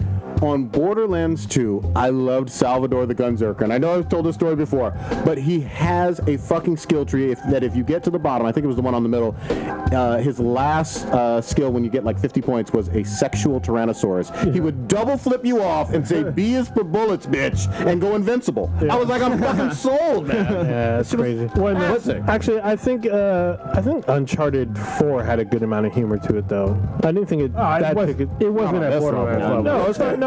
Of course not. It's not on Borderlands level because I think that's probably one of the most wackiest games that had like really good gameplay, but everything else is kind of serious nowadays. Everything is like world mending, world saving, universe saving. Yeah. Everyone's gonna die. You're the only one who can do it. Type shit. I like playing some fucking silly But games. what's so cool about Borderlands is that like you can squad up with friends, and like if your friend had a weapon that they didn't want anymore, they can donate to you. You just give it, like you drop it on the ground, like here you go, man. Like, oh, you're level 16 now. I'm at level 30. I got this badass fucking gun that's gonna work for you. And they have doubled down on that in Borderlands 3. Nice. So not only are there like way more fucking guns, and they're like more unique.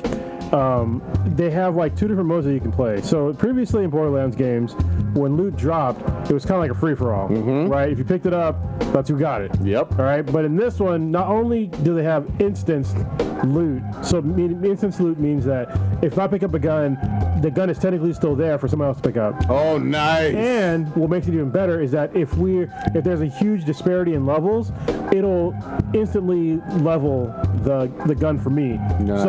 So for you, if you're level 55, you pick up a gun, it'll be at your level or higher, right? But if I'm level fucking 12 or 100, it'll change it. Oh my God. And also with the enemies, it'll also level scale too. Nice. So if they're shooting at a level 100 guy, it'll do damage, but it'll do the same percentage damage to like a level 10 guy. Quality of life change. That is great. But you can also switch back to the classic mode. So if you want to like the old school Borderlands, you can do this. You can do it to where, hey, if you really need to level up or some shit, you can hop into a level 100 game, or probably like level 50 or something like that, and one shot will kill you, but at the same time you're still getting experience points from the like fucking level 50. Being around. Love it. Yeah, so Love it. you can. I think from the vast majority of people, they'll change it to like the new way to play. Yeah. Whether it's instanced. Yep. I think that's more fair. Yeah, of course. No, I get it. That's a great perk. The other thing, though, I can't mention Borderlands without giving some credit. Borderlands really taught me, and I know I'm not a PC guy, so I'm talking about from a console perspective, what really great DLC is all about. Oh, yeah. Yeah. Because they hit it out of the park from the very first one. They said, hey, we're going to hit you with 4 great DLCs that expand the story, give you great loot, change the level cap, and you're going to love playing every single one of them. Yeah, and what their DLC too is that they also had either free or DLC. I think that most of the characters were free, right? The add-on characters. Yeah, I feel so. Yeah, 'cause I remember one of my favorite characters was what the fuck is her name? The chick that had the fucking mech. Yeah. That was my shit. The girl with the Tiny mech. Tina? No, it Oh, wasn't no. Tiny Tina. It was a character you could play as. Yeah. And Oh, I know who you're talking about. she had, like, the robotic arm and shit. Yeah, she was great. She's my favorite character of all fucking time because that fucking mech, like, you can upgrade it like so much where it's basically shooting lasers and rockets and fucking bullets and shit at the same time. And I was like, dude. Yeah. And it would slash people with fucking like these crazy electrical fucking necromancer. claws. It was the necromancer. super OP after a while. The necromancer. Yeah. What was her name though? She was called the Necromancer. Gage. That's what it was. That Yeah. was it. Gage Yep. the Necromancer, and she was a DLC character. And then so was the Psycho guy. I forget his Yeah, name. yeah, he was Craig. great too. Yeah. Craig or Krieg? Krieg. Yeah. Krieg? Krieg. Yeah. Yeah, Krieg. So who you? feel- Oh, go ahead. I was gonna say I feel that Mad Max 3 Road was based off of Borderlands. Some of the characters in there were maybe fucking similar. Yeah. Oh, I remember explosion dude. Yeah. Borderlands 2, I had Zero. I played as Zero because I wanted to be this assassin. Everyone said it sucked. I was like, what the fuck? I was stuck with it because I played the game. Everyone wanted to be Siren though because apparently Siren's always like... Sirens are good. Yeah, they're always... good. I thought they were OP, but I was like, well, I want to be assassin. I want to have these... Here's the fucking thing. perks. It all depends on your guns, your play style, and then what your skill tree is actually going for. Yeah. You know what I mean? Well, and that's kind of that's one of the genius parts about this. So there's very few first-person shooters to where, to where there's like separate, not only classes but actually like characters. You know what I mean? So like, I mean, the Division they have different classes, but the characters You create your own, yeah. you create your own shit. You know, like there's no actual like personality to your character. Yep. But in Borderlands, there's actually personalities. Exactly. To the characters and like specific perks. So like when I usually play as like the soldier characters, and so they had perks with like assault rifles and shit like that, and that worked great for my playstyle. And they had like the turrets and shit like that. So you have to like really research the character that you want to play before you start the game. Like really look at their skill trees. You know what I mean? And see, and like look down, like further down, and see like what you want to eventually get to. If you don't do that, and you just start playing the game and just pick the one that looks the best, you might have a real shitty time playing the game. Exactly. And the other thing, just as I don't know if this is going to be in this game, but I highly think it's highly probable that it will be. your bullets matter. You know, and the type of gun, like slag What if that and wasn't true? acid and electricity and fire. Depending on the type of enemy you're trying to kill, you need to pay fucking attention. Yeah, you sure do. So, You might use a weapon that will fucking heal them. yeah, you really could. I fucking messed up a few times. Like, I threw a fucking grenade and all of a sudden dude's health is back at 100%. I'm like, fuck! Yep. And like really understanding, like I think this is the first time you experienced this, is like really paying attention to like the gear. That it's not just the guns, but the actual gear. Yep. So like, there's certain shields that you're gonna want to have depending on like how your playstyle is. Same thing with grenade modifiers and shit like that. So you might have there's grenades in the game that where you throw the fucking grenade, it'll vampire their fucking life and give it back to you. Exactly. But maybe not everybody likes it. Maybe you just want some stuff that fucking just blows up a lot. Yeah. You know. Well, and then you can add, depending on your playstyle, so many great almost like modifier things, because there was one perk where it made the damage I was dealing speed up the reload for certain weapons. Yeah. And so, you know, and then I had like some infinity pistols. So it got even worse in terms of like the damage it was dealing out, plus the elemental damage on top of that. So there were multipliers. If you think about your playstyle very intensely, you can come out on fucking top, man. Yeah, and it's different. Like, so me and Prodigy are probably like not the exact opposite. We were pretty close to the exact opposite. Yeah. As far as like how we play games, and but we both have a lot of fun but we play as different characters. Exactly. But we're both pretty fucking effective at playing these games. You know, like his shit is like he needs to go in and like just blow everything up. Like he'll just bull rush shit. Yes. And in the game you could do that, but only as a certain character. Yeah. Like you can't Leroy Jenkins with like zero. No. Like Borderlands 2. Fuck like no. you can't do that at all. But you can do it as a Gunzerker. Yeah. Gunzerker could do it because he could dual wield and he could go invincible for a short period of time. So I think Borderlands 2 is probably the only game where I played it like at least 3 times just to play as different characters. Borderlands 1, everyone had minimum 2 characters in the first one. Borderlands 2, I felt like there was so much shit that they kept giving me that I never finished the fucking game. Oh shit. There was so much shit. I played I played maybe 20% of that game. And they had a really cool like New Game Plus system. Yes. And they're bringing it back, and they're making. So the cool thing about New Game Plus in Borderlands 2, which they're also doing in Borderlands 3, is that not only was there like New Game Plus where you started with the shit that you had, but there was like a whole new like perk system that was on like the side, to where like if you did certain things, like you would have certain characteristics that would like level up like way faster. Like you would do like more elite damage if you did certain things, and you could spend the points however the fuck you wanted. So and there are challenges and Easter eggs and all these little things too. There's great world building and lore in this franchise. I hope they actually even bring some stuff in from. They had a terrific Telltale game based on Borderlands. they said that's gonna be in there. And they need to bring in some of those characters and lore. I wonder if they'll have if they'll take little things from Fortnite. Like take a little element from Fortnite, like have some kind of gameplay mode where it's online. Nuts. I played. I was really watching my son play it. Fortnite the other weekend, and like that Pandora area of the map is legit. So I'm glad. Hopefully there's going to be some good synergy between them and Fortnite. You know. So have you seen like what's new as far as gameplay goes? I've seen bits and short pieces of it. Okay. So for the listeners, or maybe the rest of you, I've researched like the new things so far. I haven't like extensively researched this, but I researched a lot of it. So things that are new from that are new in difference are that the other games didn't have. So the movements are like way more streamlined. Like when I was watching them play, it looked like it was, first of all, it was faster gameplay. Good. And then you're way more mobile. So you can slide now. When you're running and you crouch, you can slide and still shoot. And some of the, depending on the gun or perks that you have, there's things that will happen if you slide. Like I saw somebody do some slide shit and fucking saw blades came out of like their feet and just started attacking along with bullets. I was like, holy shit. What the fuck? Some of the environments are destructible. So if somebody's hiding behind cover, you can destruct that environment. Oh shit. There's a couple other things too. Fuck, I can't remember now. But there's a few like fixes. Oh, there's a whole new gun manufacturer. Oh. It's the what is it called? The something of the vault.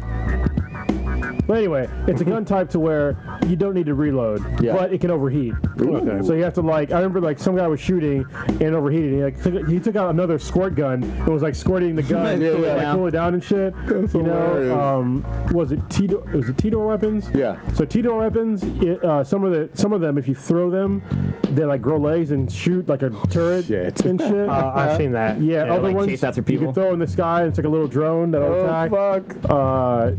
The Hyperion weapons, they, especially the shotguns, they throw up a little shield in front of it when you aim down the sights. Okay. So it gives you extra protection. Yeah, and the Jacobs weapons have most of the weapons have alternate fires. Yeah. And the Jacobs weapons especially have alternate fire weapons. So, they were showing a perfect example was it was a Gatling gun at first, and the alternate fire was it would switch the whole weapon over to a grenade launcher. Mm-hmm. So I'm like, dude, it's kind of you don't really customize shit however you want. And almost everybody's saying that the guns in this one, they all seem really fucking unique. Nice. In the other games they had guns that are really similar, but in this one they seem really unique. I'm glad, man. I cannot wait, dude. I'll never forget, when I had my light bulb moment. I can't remember what planet I was on in Borderlands 2, but just shooting up against a whole bunch of robots and whatnot. I was like, wait a minute. If I use the acidic weapons, I could take these guys out. Yeah. Yeah. So fucking quickly. You know what I mean? And then it just. After that, I was like, okay, if I pay attention, this game is going to be easy and fun. More fun. Yeah, there's a new elemental type, too. I forget what the fuck it was, though. It wasn't corrosive. It was I can't fucking remember. But there's definitely a new elemental type. I can't fucking wait. It's radioactive, I think. Oh, shit. Yeah. Yeah, I'm looking at these characters and I'm like, who the fuck am I supposed to start with? Well, yeah, I was going to say, do you guys know who you're going to choose? No, I have no idea. I mean, the chick with the magical arms and shit. The Beastmaster sounds cool. Flack, he sounds kind of cool. Yeah, I was going to be either Flack or Zane. I have to go down the skill trees to see, but it's either Flack or Zane. I'm going, I think you pronounce it Mose? Yeah, Mose. Yeah, the gunner. The gunner. Yeah, I'm going to go with Amara, the siren. Nice. Because you got the fucking 8-arm thing going. I'm pretty sure she's Indian, too, which is pretty cool. Yeah, absolutely. The Beastmaster sounds kind of cool. Yeah, because they're basically like drones. Yeah, but they're attacking puke acid on people. I was like, what the fuck? You were saying about Mose? Yeah, so Mose, apparently, you can customize, the mech. Yeah. So you can, add on attachments, take away attachments, and, just make it the way you want. Yep, I'm going to be a big-ass fucking tank, goddammit. It's going to be great. I didn't understand. I need to look at Zane's skill tree, because it looks like, I know he's able to make a clone of himself. Yeah, and he's also, either he's the only one, I'm pretty sure he's the only one that can have 2 different active skill trees at the same time. Ooh, shit, that sounds fucking useful. But I need to read his skill trees first. Okay. Right? So if they don't align to me, then... The skill trees are available online. Yeah, I'm reading them now. I gotta read them. They go to 6 tiers, and then, I can't tell if there's a master tier, or if that's a mid... Well, and they may add a whole nother, branch They'll probably after launch. They're probably gonna add more characters. This shit's way too fucking long to try to read right now. Holy shit. Yeah, there's a lot to read. So if you're new to Borderlands, it would behoove you to actually read the skill trees of all the characters and figure out which one is the best for you. Literally read every single fucking skill and then see which first of all, which character, and then which skill branch would be the best for your playstyle. There you Fuck go. it, just jump up in there, man. Yeah, fuck it. That. This might be the first time where... Well, actually, is it... Can you have more than 4 players? No, you can only do 4. 4 is the max. Battlefield 5, you can have 5 in a squad. I was gonna say, this might be the Never first got time Battlefield. everybody on Bees and BTI squad up. We squadding up this weekend, goddammit. Well, I know I'm getting it, so Boo's gonna help me out. Yeah. He's gonna pick up the game for me. We're running Recon. Yeah, because I think our lady friends are gonna be out having dinner or some shit. Yeah. So, The hell? but you're getting it digitally. Yeah, so you're I just fine. pre-ordered on the PS4. I don't do digital shit unless it's on PS4. Yeah, I'm getting the physical game. I'm getting the physical disc, so I have to pick mine up at 9. Oh, never mind. After we finish this conversation, I'm gonna bring up something I heard earlier today, but... Yeah, do it. Do it now. Well, no, we're still talking about games. Well, so... Transition, goddammit. All right, just... you know how we do it. Let's transition real quick. So...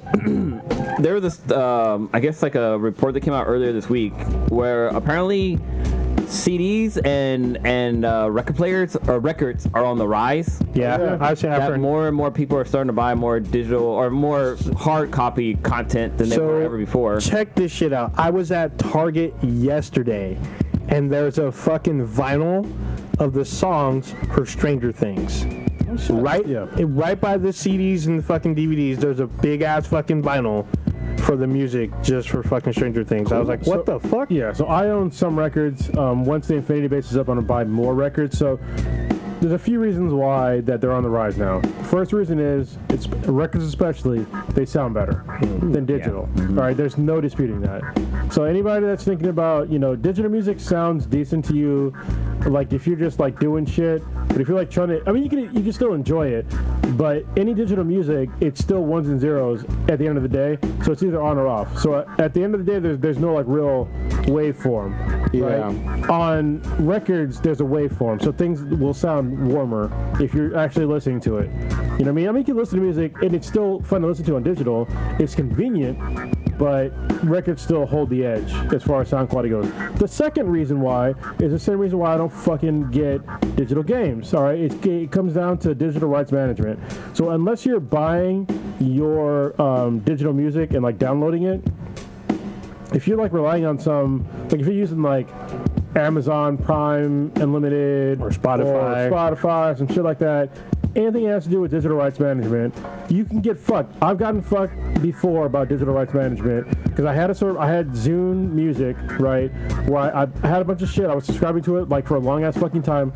I had all my music, but unless you download it and pay for it and like literally have it on your hard drive and it's not attached to DRM, if it's a DRM fucking file and the DRM server goes away, your song no longer works at all.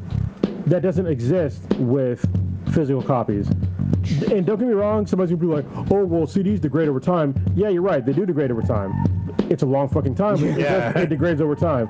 Records, you can break them, but they're good to go. They wear out. Yeah, but it takes a fucking long time. Unless you're a fucking DJ. Yeah. I mean, they'll wear out if you're a DJ, but if you're just playing them like normally, you'll be fine. If you, I was gonna say, like, remember back in the day when you listened to a tape so much it fucking pop? Yeah. Oh no, I listened to yeah. where they got wound up. I had a few records kind of warp or whatever from way back from the heat. I mean, I don't know if it was heat. I think it was use. Your best bet is to like you either buy CDs or records and then rip them and put them on your computer. That way you own it. Yeah. Yep. You know what I mean? That way you own both copies and you're good to go. But I don't put a lot of stock in DRM because people that get DRM shit, they just assume that service is going to exist forever. Yeah. All right. We're in like the infant, not even infant stage. We're in the fucking like fetus stage of tech. As far as like digital shit goes, and people assume that shit's gonna last forever. It's fucking not. Amazon can fold fucking tomorrow. It's not likely. They're pretty fucking big, but all your fucking music services and all that shit, it could end on a whim and you lost all your shit. It's interesting. We thought MySpace was gonna last forever. I mean, MySpace is still around.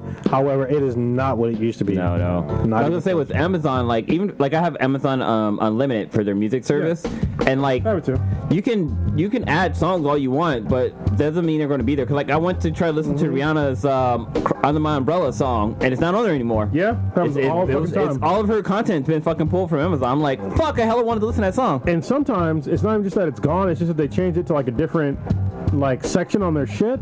So like the album will be grayed out, but if you search for the album again, like you'll find it, and it's like, what the fuck? Like it's super fucking wonky. Yeah. And it's not just Amazon. It's multiple. It's multiple. I mean, same thing with like everyone that this applies to Gears 5. Everyone that fucking paid $2 for Game Pass. I mean, the people that I talk to, they keep talking about this as if it's not that big of a deal. But if you get the game on Game Pass within 4 to 6 months, that game can go away. Wow. Because it'll just come off the service. Because Game Pass is like a rental service. Yep. Yeah. Once it goes away, you have no access to it. Even though you paid for it, they let you download the game partially to your hard drive. But if that goes away and you need a physical copy, or somehow Game Pass just discontinues, you're fucked. Yeah, it's like right now, so everybody that has PSN Plus right now, If you stop paying for PSN Plus for a month, guess what happens to your games? Oh yeah, no access. They don't work at all. Yep. And sometimes they don't work at all, and you'll never get it back. So what's good about buying physical copies of games is that you can sell them back. Like you don't have to sell them back, but you can sell them. With digital games, you can't really do that. It goes to a borrower too. Like if someone wants to borrow any of my games, you can fucking just borrow them. Yeah. Ooh. Yeah, it's easy for that. So for Stitch, even though he's not here, perfect example is the first Marvel Ultimate Alliance. There's a DLC for the game that if you got it when it was on sale, you get to keep it and access it. But if you try to get it after a certain date, you can't get it. You can't access it again, even though you paid for it. That one particular DLC, because of some rights between Marvel and somebody else, I think the developer of the game or somebody else, that went away. You cannot access that DLC. I forget which one it was, but I know it's the second or third one.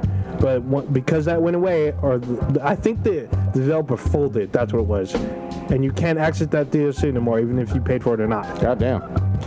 Have y'all heard about the Colonel? Colonel Sanders is getting a dating sim, goddammit.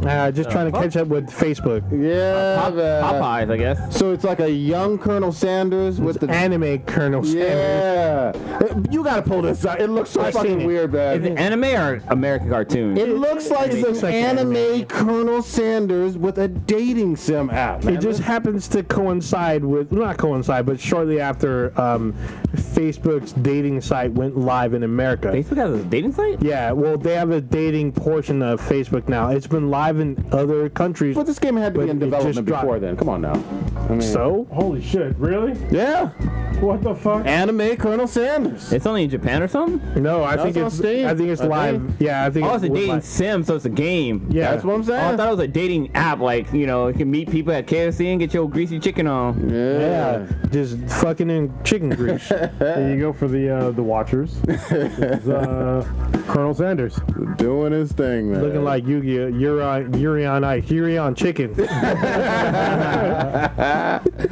You know he's a villain because he's got fucking glasses on. Yeah, anime glasses. You gotta push up with his middle finger.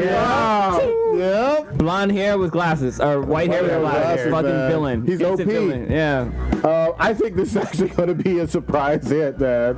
I want an think some anime. people are going to try it. You know what I mean? Oh, Colonel Sanders anime where he's got chucking chicken at people and shit. Does bucket of chicken for ammo and shit. Is there any details on the sim? Like how does it play out? Yeah, there was a bunch of details. Story. I didn't give a shit. I don't know. I'm not a PC guy per se, but I hope that this is actually a good game. You want to know what it's called? What's it called? I Love You, Colonel Sanders. A finger-licking good dating simulator. God, is what it's called. That's a great fucking title. Holy shit. I love it. I want to play. I fucking love Japan. Seriously, they're so fucking weird, and yet they're weird and like super conservative at the same time. Yeah. Yes. It's the only place on the planet that's like that. Yep. You know what I mean? It's so fucking bizarre. Yep. Like it's a place to where where you should not show your tattoos in public, but I can buy dirty girls' panties. Yeah, from a vending machine. Yeah. How the fuck is this possible? I like how you can buy fucking beer from fucking vending machine. You can buy coffee and beer, but what's so cool about it is that the vending machine has like a split in the middle where one side's hot and one side's cold. So you can buy like hot coffee, you can buy iced coffee, you can buy fucking cold beer, you can buy like fucking hot beer or some shit. You know, fucking ridiculous. There's an area in Japan they have like a hentai land type fucking shit where it's just all hentai. It's like a little. That's all Japan, though.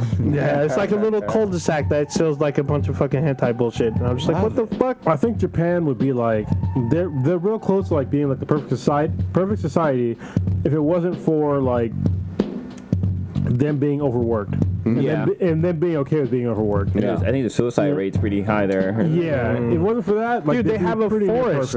They literally have a forest nicknamed Suicide Forest. Yeah. That's where that one YouTuber got in trouble. Yeah. Fucking Logan, whatever, and he's still doing ridiculous shit. Like he's trying to do an MMA fight with some. I can't believe he's fucking married to the chick from what's the name? Which chick? I'll fight him, man. Is he married to the girl who plays Quake from No. What's her name? Chloe Bennett? Yeah, I think she's single. Yeah, I think they broke up. I'm pretty sure I thought I heard that too. Could have sworn they broke up. Holy fuck. But listen, he has some beef with some other YouTube guy. I'll fucking fight you, man. Seriously. Hell, do it. I'll take it. We'll take your listeners too, or viewers. I'll do it tomorrow if you want. Fuck it. Yeah. Hey, Kronos, have you checked out any of Carol and Tuesday?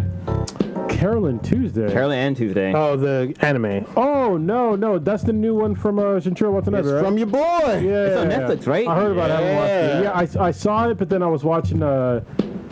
There was something. Oh, I was watching fucking Dark Crystal. Okay. Yes. What to talk about? But talk about this first. Yeah, I'm not going to spoil it. I'm only 5 or 6 in. It's good though, but right? it's in the same Cowboy Bebop world. Okay. And Same world. Wow. Yeah, loosely. I mean, it's not like you don't see some of the same characters, but in the same universe. Yeah. But it's on Mars. You got it's not a violent anime at all. I think you could watch it with maybe your eldest daughter.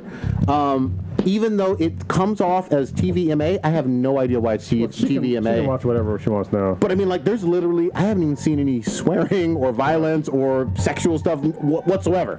So I watched The Boys with my oldest daughter. Oh, I just had her walk out when like it was like too much sexual shit going on. I was Yeah. just like, can you just, because it's weird. Yeah, of All right. course. So I'm like, listen, I don't want to watch shit with you in the room that has like somebody getting fucked because I'm your dad. Yeah. And it's fucking weird. I don't give a shit if you watch it because I mean she's old enough. yeah. Yeah. She's But watching like that's that. a responsible thing to do. Yeah, But yeah, I'm just like it's. That's the only reason why, because it's fucking weird. But yeah, I'll check it out. I think you'll dig it, with the exception of it's about basically 2 girls on Mars trying to become music stars.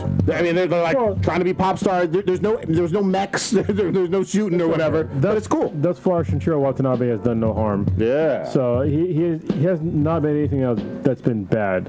Yeah, and the other thing is, I'm excited about the fact that he's working with Netflix, and hopefully we'll do more. Good. So, good shit. All right, Dark Crystal. Go ahead. Age of Resistance. Yeah. I came in with like literally, I probably came in with not no hope, but like I had super low expectations for this. Did you go to the panel with Old Ninja? No, San we Diego? separated. We Okay. separated. That's when I went to the Marvel panel. Okay. So, goddamn. That's all I gotta say. Big on it. It is fucking good. Really? Yeah, like legit fucking good. It is twisted. Yeah, it's I think if you're probably drunk or high, it's that much better. If you're high, it's really fucking, it's amazing. I can imagine. There's a lot of visuals. But so you're watching this show, and obviously they're doing like puppeteer work.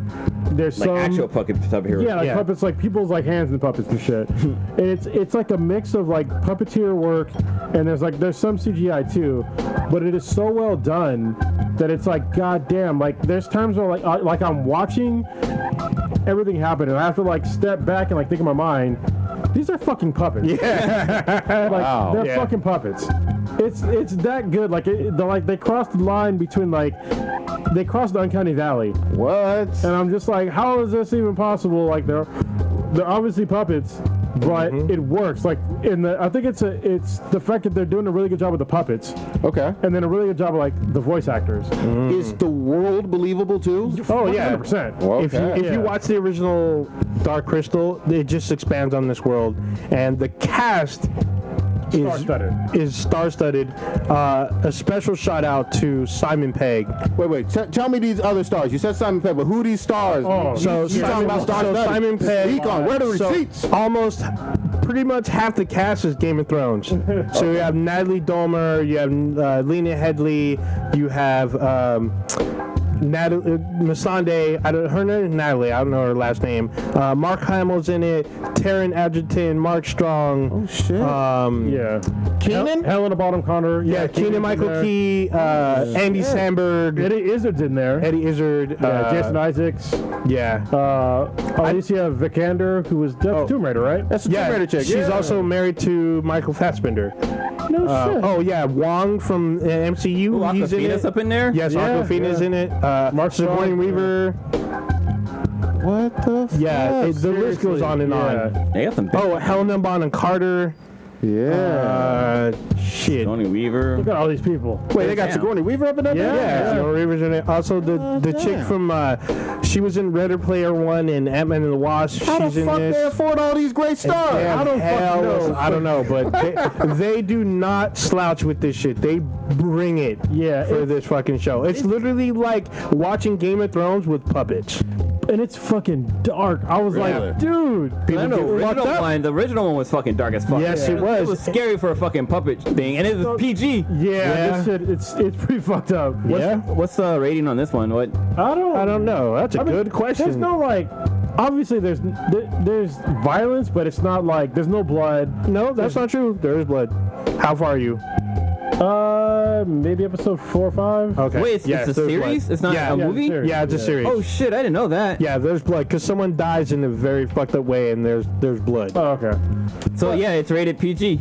Yeah. TV PG. I don't see how because people get fucked up. People do get puppets. Fucked up ways. Like they still bitches souls. Like, what the fuck, man? They sure do. Yeah. And they scream about it. They throw parties about it. It's fucked up. Yeah. And this is a prequel to the first one, right? Yes. Yeah. And it's cool because those of you who are quote unquote purists, when you see the beginning, you might freak out about, oh, that's not how the story goes. You have to keep watching. Wait. I'm sorry. Wait. I'm sorry. One quick second. Something just popped into my head. This is the Jim Henson studio, right? Oh yes, all Jim Henson studio. But here's where I'm going with that, though. Hold on. Stay with me. I know you're going. This is a Netflix original, but Disney owns the Jim Henson studio. Is this Disney working with Netflix for this one endeavor? Technically? It's probably like Jim Henson Studios working with Netflix, and Disney's just like, we'll give you money. Wow. Probably, because Disney's logo's not on it. This is what I'm pretty sure happened. Okay. Disney was like, we ain't put money in the fucking puppets. Not anymore. Yeah, I got They were you. like, oh, you want this? All right. Yeah. So we'll give this to you, but you're going to pay us.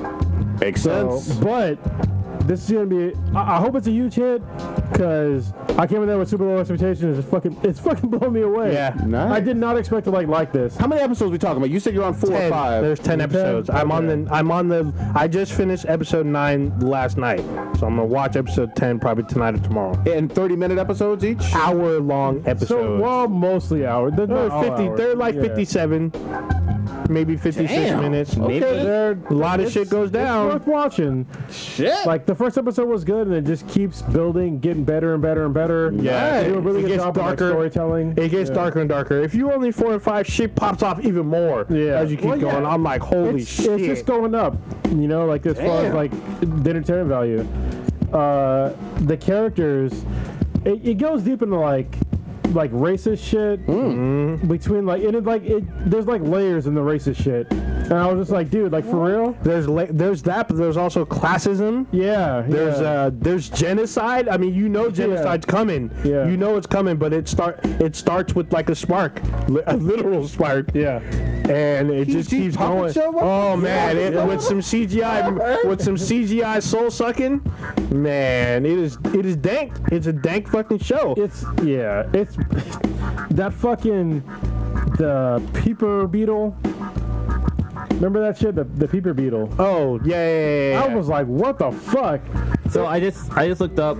Disney does not own Jim Henson's company. They only own the rights to the Muppets and Bear in the Big Blue House. That's a clarification. There we go. Okay. So they only own. That the makes Muppets. sense. It's funny because the Muppet Show was gonna return to the Disney Plus, and they just canceled it. I think this week. Dude, the Muppets Tonight was such a fucking funny ass on show. ABC? Oh my god, that show was so fucking dank. I really wish they kept it on. They were gonna bring it back. Dude. They chose not to. So let me just. Oh god. I'm just gonna tell you one part about this fucking show that was fucked up when I was watching it. They have this thing called the peeper beetle. Mm-hmm. All right, and it's just fucking.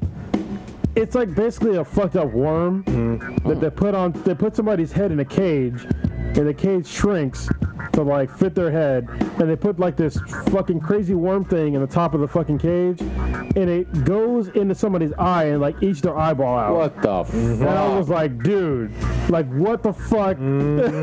Look, I'm sold. I had no expectations too. If y'all recommending it this strongly, Blue, you're not on it yet, right? No, I haven't watched it. I thought it was good. I thought it was a fucking movie. I didn't know it was fucking series. No, it's just series. And And listen, it's fucking crazy. I know it doesn't make sense that we're recommending fucking Dark Crystal on this fucking podcast, but it's that good. If it's good, it's good. And it's fucking PG, which is fucking crazy. Yeah, but I mean, there's a lot of stuff. I mean, if you're a fan of, like, I guess seasons 1 through 6 of Game of Thrones, you're probably gonna, even though I don't. So this is what I still like season 7, but I mean, it still has that weird like story time because the stories branches off a lot and it gets dank like Game of Thrones. Yeah, no. Well, I don't compare it to Game of Thrones. There's no fucking in this shit. There's no fucking, yeah, but there's no like super graphic violence. But there is like a fight for throne, for power, genocide, but there's killing. Those are kind of, to me, y'all listeners, please watch it and let us know. We're gonna do this. I don't put it on the same level as Game of Thrones because they're two different styles of show for me. Oh yeah, I'm just saying the story wise it's similar. Not even the story. I'm saying story. Yeah, you have to watch for yourself. Did you go back and watch the original one before you watched the series? Yes, I did. Is it on Netflix? Yes, it is. Yeah. So the original one was PG as well, like the original movie. Dude, I'm gonna get into this. I'm gonna give it a shot. And the first one scared me as. I remember it being fucking. This one, yeah, like I'm an adult now. I'm just like, if I was a kid, this would be scary as fuck. Yeah. But like them Sketskies. Yeah. I can't say it right. But they're legit fucked up. They are. I was like, damn. And they had like all these other kinds of creatures that were all like fucked up looking too. I was just like, man. I'm gonna watch at least 3 or 4. Dude, speaking of Dark Crystal, like I remember as a kid, there was a few animated movies out there that was fucking creepy as hell. Like one was like all dogs go to heaven, like the scene where he's like in fucking hell and like the demon dog is like pulling him down. But there was another like creepy ass one. I can't remember what it was called, but I think it was something about trolls or some shit like that, and like it was animated. It wasn't like puppets or anything, but that shit was fucking creepy for a goddamn cartoon at the time. It might have been Black Cauldron, like Disney's little like dark secret. They don't like putting it out there, but it was kind of dark. And Sword in the Stone is kind of dark if you go back and watch. I believe that. I will tell you this. I haven't watched it yet, but one of your other recommendations, I did have my kids watch Invader Zim. They went fucking crazy for it. So I was trying to tell them, I was like, hey, back when your eldest daughter was much younger, around their age, that's when the TV series was on. And they were like, oh, there's a TV series? I'm like, yeah. So we'll probably go back and watch the TV series. I need to still see the movie, but they fell in love with these characters, and they were brand new to them. They had never heard of Invader Zim. They didn't know what it was. They were just like, Netflix is recommending this, let's watch it. They've watched it probably 9 times. So we're talking about Invader Zim Into the Fortress. Yes. Which is great. They're gonna love the series. Yeah. It's like a great name for a game. Yeah. It's that's I don't know how the fuck Netflix did that because it's still owned by Nickelodeon. Yeah. It even says Nickelodeon in the fucking show. They gave up the coin. Yeah, you know? Yes. But yeah, that show was the movie was really good. Mm-hmm. Yeah, and they're pretty picky, especially on some things that they'll watch together and on repeat. Like I said, 8 or 9 times. They're addicted to it. I can't wait to. I think I just got to buy the Blu-ray or DVD. Well, they're gonna love it even more because the original show, like they go like way more in depth about like Zim and stuff like that. Yeah. Like they kind of started like way like obviously this is like after the series. Yeah, they were bored after the series. Yeah, which is like super weird to me.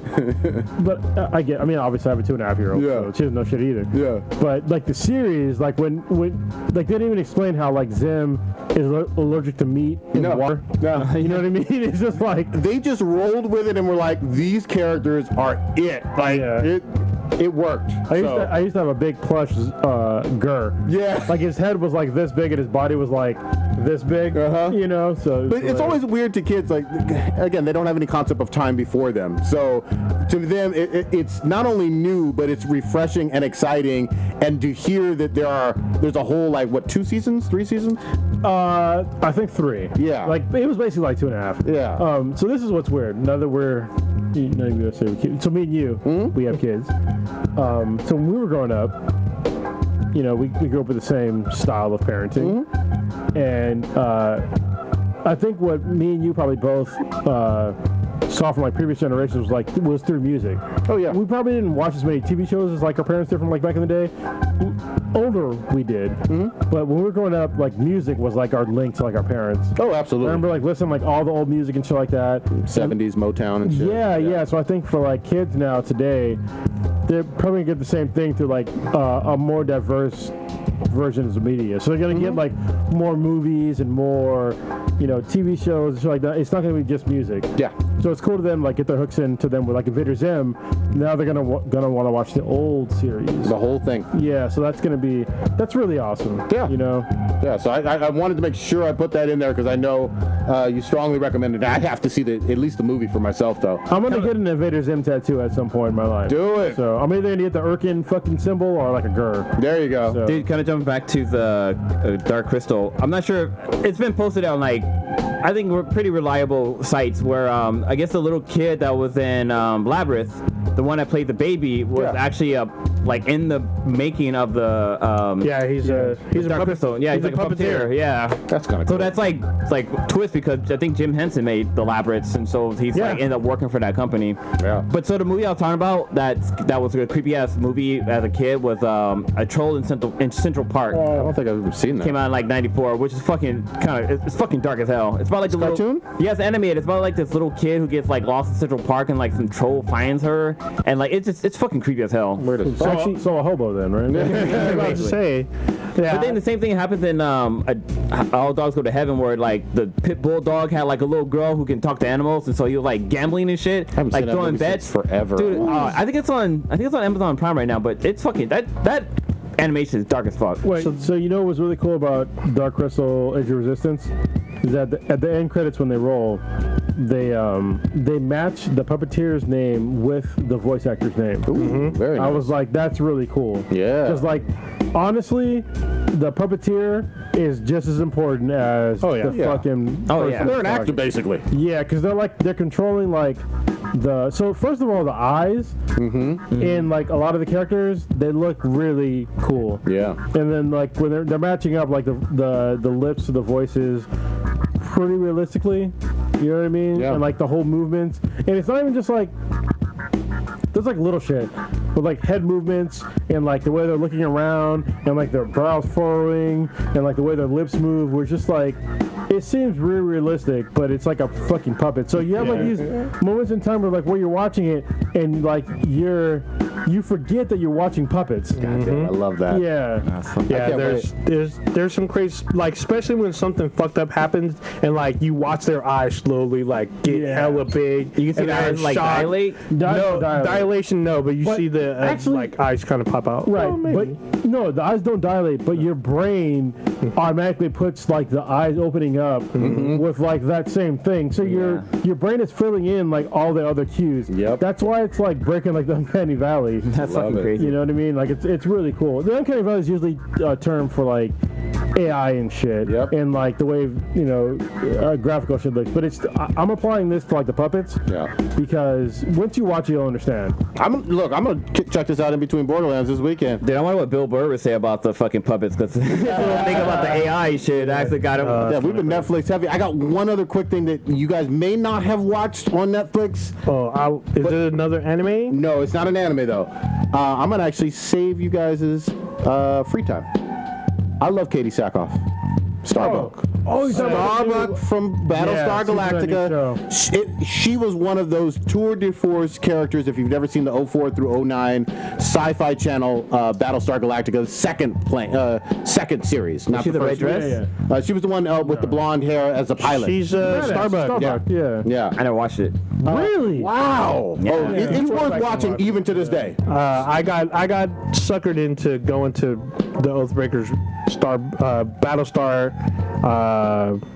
parties. Used to have watching parties. Yeah, it was like a cook-off, really, because everyone would cook and bring food, and we'd watch watch like 4 or 5 episodes and like have hella food. We did that shit like when I moved back too. We used to do it with Game of Thrones. No, Walking Dead. Walking Dead. Yep. We did it with some Game of Thrones stuff back in the day. Yeah. True Blood. With, True Blood. Yes. High School of the Dead as well. Yes, that's right. I was like, what are we watching? And it was like, High School of the Dead. Wait till you watch this. I was like, oh shit. Once the shed is done. Yeah, let's do it. We're having parties here again. Yes, we fucking are. Yeah. With the kids. What was the name of the show that you talking about the Netflix show, right? Because I watched like the first one. So did I, man. It's called Another Life. Yeah.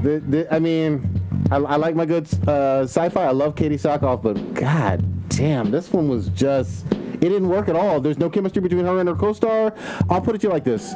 I don't have anything against anybody or their lifestyle, but there are two characters that are in deep fucking space with probably 6 to 8 hours worth of makeup and hair done, and you're just looking at them like, there's no fucking way. Like, there's no way you're taking that much personal time, and you're an astronaut and an engineer, and you're on a vessel that is breaking down. You know what I mean? And it's also like, we'll just call it Clichéville. Yeah. Like, they go into Clichéville a little bit too heavy. Like, so me and my oldest daughter, we watched it, and the first one was like, I watched it, and I was just like, they went heavy into Clichéville, like when the guy like basically mutinied. Yep. I guess I was like, why don't you just shoot him in the face? Yeah, and it's the same actor that plays, I think, Superman in the CW. Yeah, I'm like, just kill the guy. Taylor Hoshin, whatever. Yeah, it was like, I can't stand when like things are like get a little too cliche. You see it coming a mile away. Yeah, it's not well written. Again, I love Katie, and I'm glad that she has her own show, and especially in the genre of sci-fi. But this, I only watched the pilot. This ain't it. And the reviews. Oh, so I only watched the pilot too. Yeah, okay, but the reviews from even other people, I don't see many people liking it. Like, you know, on Rotten Tomato and all that, everybody's pretty down on it. Yeah, because that like the Mexican chick was like super cunty. Yep. I was like, why are you so cunty? Yeah. And like the dude was like super like, I'm the dude. I used to be like blah blah blah. But he's like, I don't understand like why he was trying to get the shit back and like making bad decisions, like almost killing everybody, and like how he didn't die. Or how you have a general who doesn't care one bit about the security of the country with that alien probe on the planet, and the general's worried about communicating with the aliens. No, the general's going to be worried about the risk to the planet and that country. And this general, I don't have a problem with the female general or anything like that, but the general literally didn't act anything like military people we've ever seen on any television series. Yeah, and that's the problem that you know I was in the military, so it's just like, I mean, don't get me wrong, not everybody like shoots first, asks questions later, because that's a stupid ass cliche. But at the same time, you don't just send a bunch of civilians to somewhere. No! You would definitely send the military somewhere. Of course. If you didn't know if they were friendly or you know, our enemies. But you wouldn't send a fucking an entire spaceship worth of civilians. Yeah. To go somewhere just to like check something out. But even on Earth, you have like those no armor plating, no uniform, those like scientists or whatever, just around this probe, and the general is just like, well, I really want you to communicate with this thing. Not looking at it as a risk at all. And I was like, what kind of general is this? Nothing was believable. She was generally stupid. Yeah, exactly. There's stuff like that. I try to like, especially because I was in the Marine Corps, right? I try to like dumb down, like, especially since like now that me and K-Mac, we've been together for like a long time. And so she's always been a civilian. I was in the military, so it's like I have to like dumb down my when I watch stuff. I'm like, don't comment on stupid shit that has to do with the military. But there's sometimes where it's so fucking egregious. Yeah. You know what I mean? Where it doesn't fucking make sense. Again, I've never been in the military. But I know that a general is going to at least be concerned about the potential risk of something that is alien and on your soil. Well, and especially when like you're sending people in that are in the military. Yeah, exactly. It's like, what the fuck? How are you doing that? Yeah, dude. I think it was sitting at like a 12 or 13% on Rotten Tomato, and it deserves all of that shade. On Netflix, it said that it recommends it to me 98%, like that I'm gonna like it. Yeah. Lost in Space was way better. It was. I never finished it, but it was way better. Oh, really? That was it was actually pretty good. I'll actually just look it up to find out when fucking season 2 is gonna drop, because it's already been more than a year. But I don't think season 2 is till 2020. Well, no. So I'm looking right now, and I guess they're filming and everything, but I guess at New York Comic Con they're gonna have an exclusive panel, which hopefully they'll show some episodes. So hopefully it's coming up in October. Yeah, October something. Okay, for sure. But I'm looking forward to that because the last season was so fucking good. It was good, even though I didn't like the parents dynamic, but the rest of it was still pretty good. They should have called it a family space trip gone very, very wrong. yeah, pretty much. Well, it wasn't just them. There was like an arc, pretty much.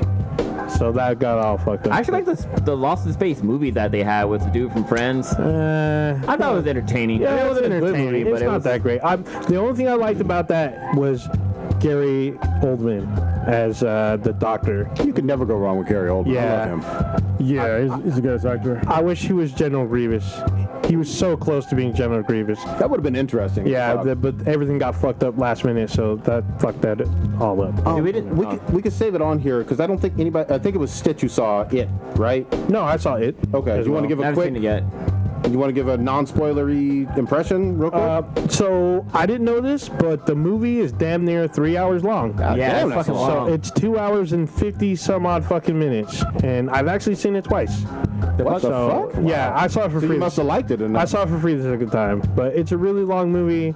It's just different from the first. Well, it's 30 years later. Yeah, but I guess like there's not as much Pennywise. I guess it's more of their issues trying to become a team again, which I guess because for 30 years, who you're still friends with from middle school, really.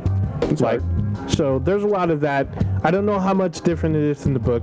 It's definitely, it broke, I guess, some kind of record because it became the second highest grossing horror movie of all time behind the first It. So It did I well guess- financially. I know. Yeah, apparently those two, Almost you know, 100 million. Yeah. I think. yeah. So I mean, it's definitely entertaining. I don't think it was as scary. There's some fucked up shit that happens, but I feel like it's more psychological than. Was there an horror, I orgy? guess. Oh no, orgy happens when they're kids. No, the orgy happens with Read the the kids.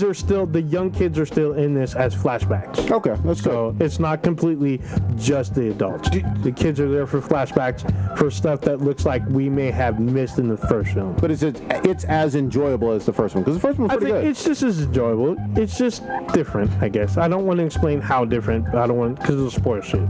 So it's definitely worth watching. Just be prepared. It's a 3-hour fucking movie. It's longer than I thought it would be. Yeah, Shit, actually- I didn't know until I fucking sat down and like, oh, what the fuck?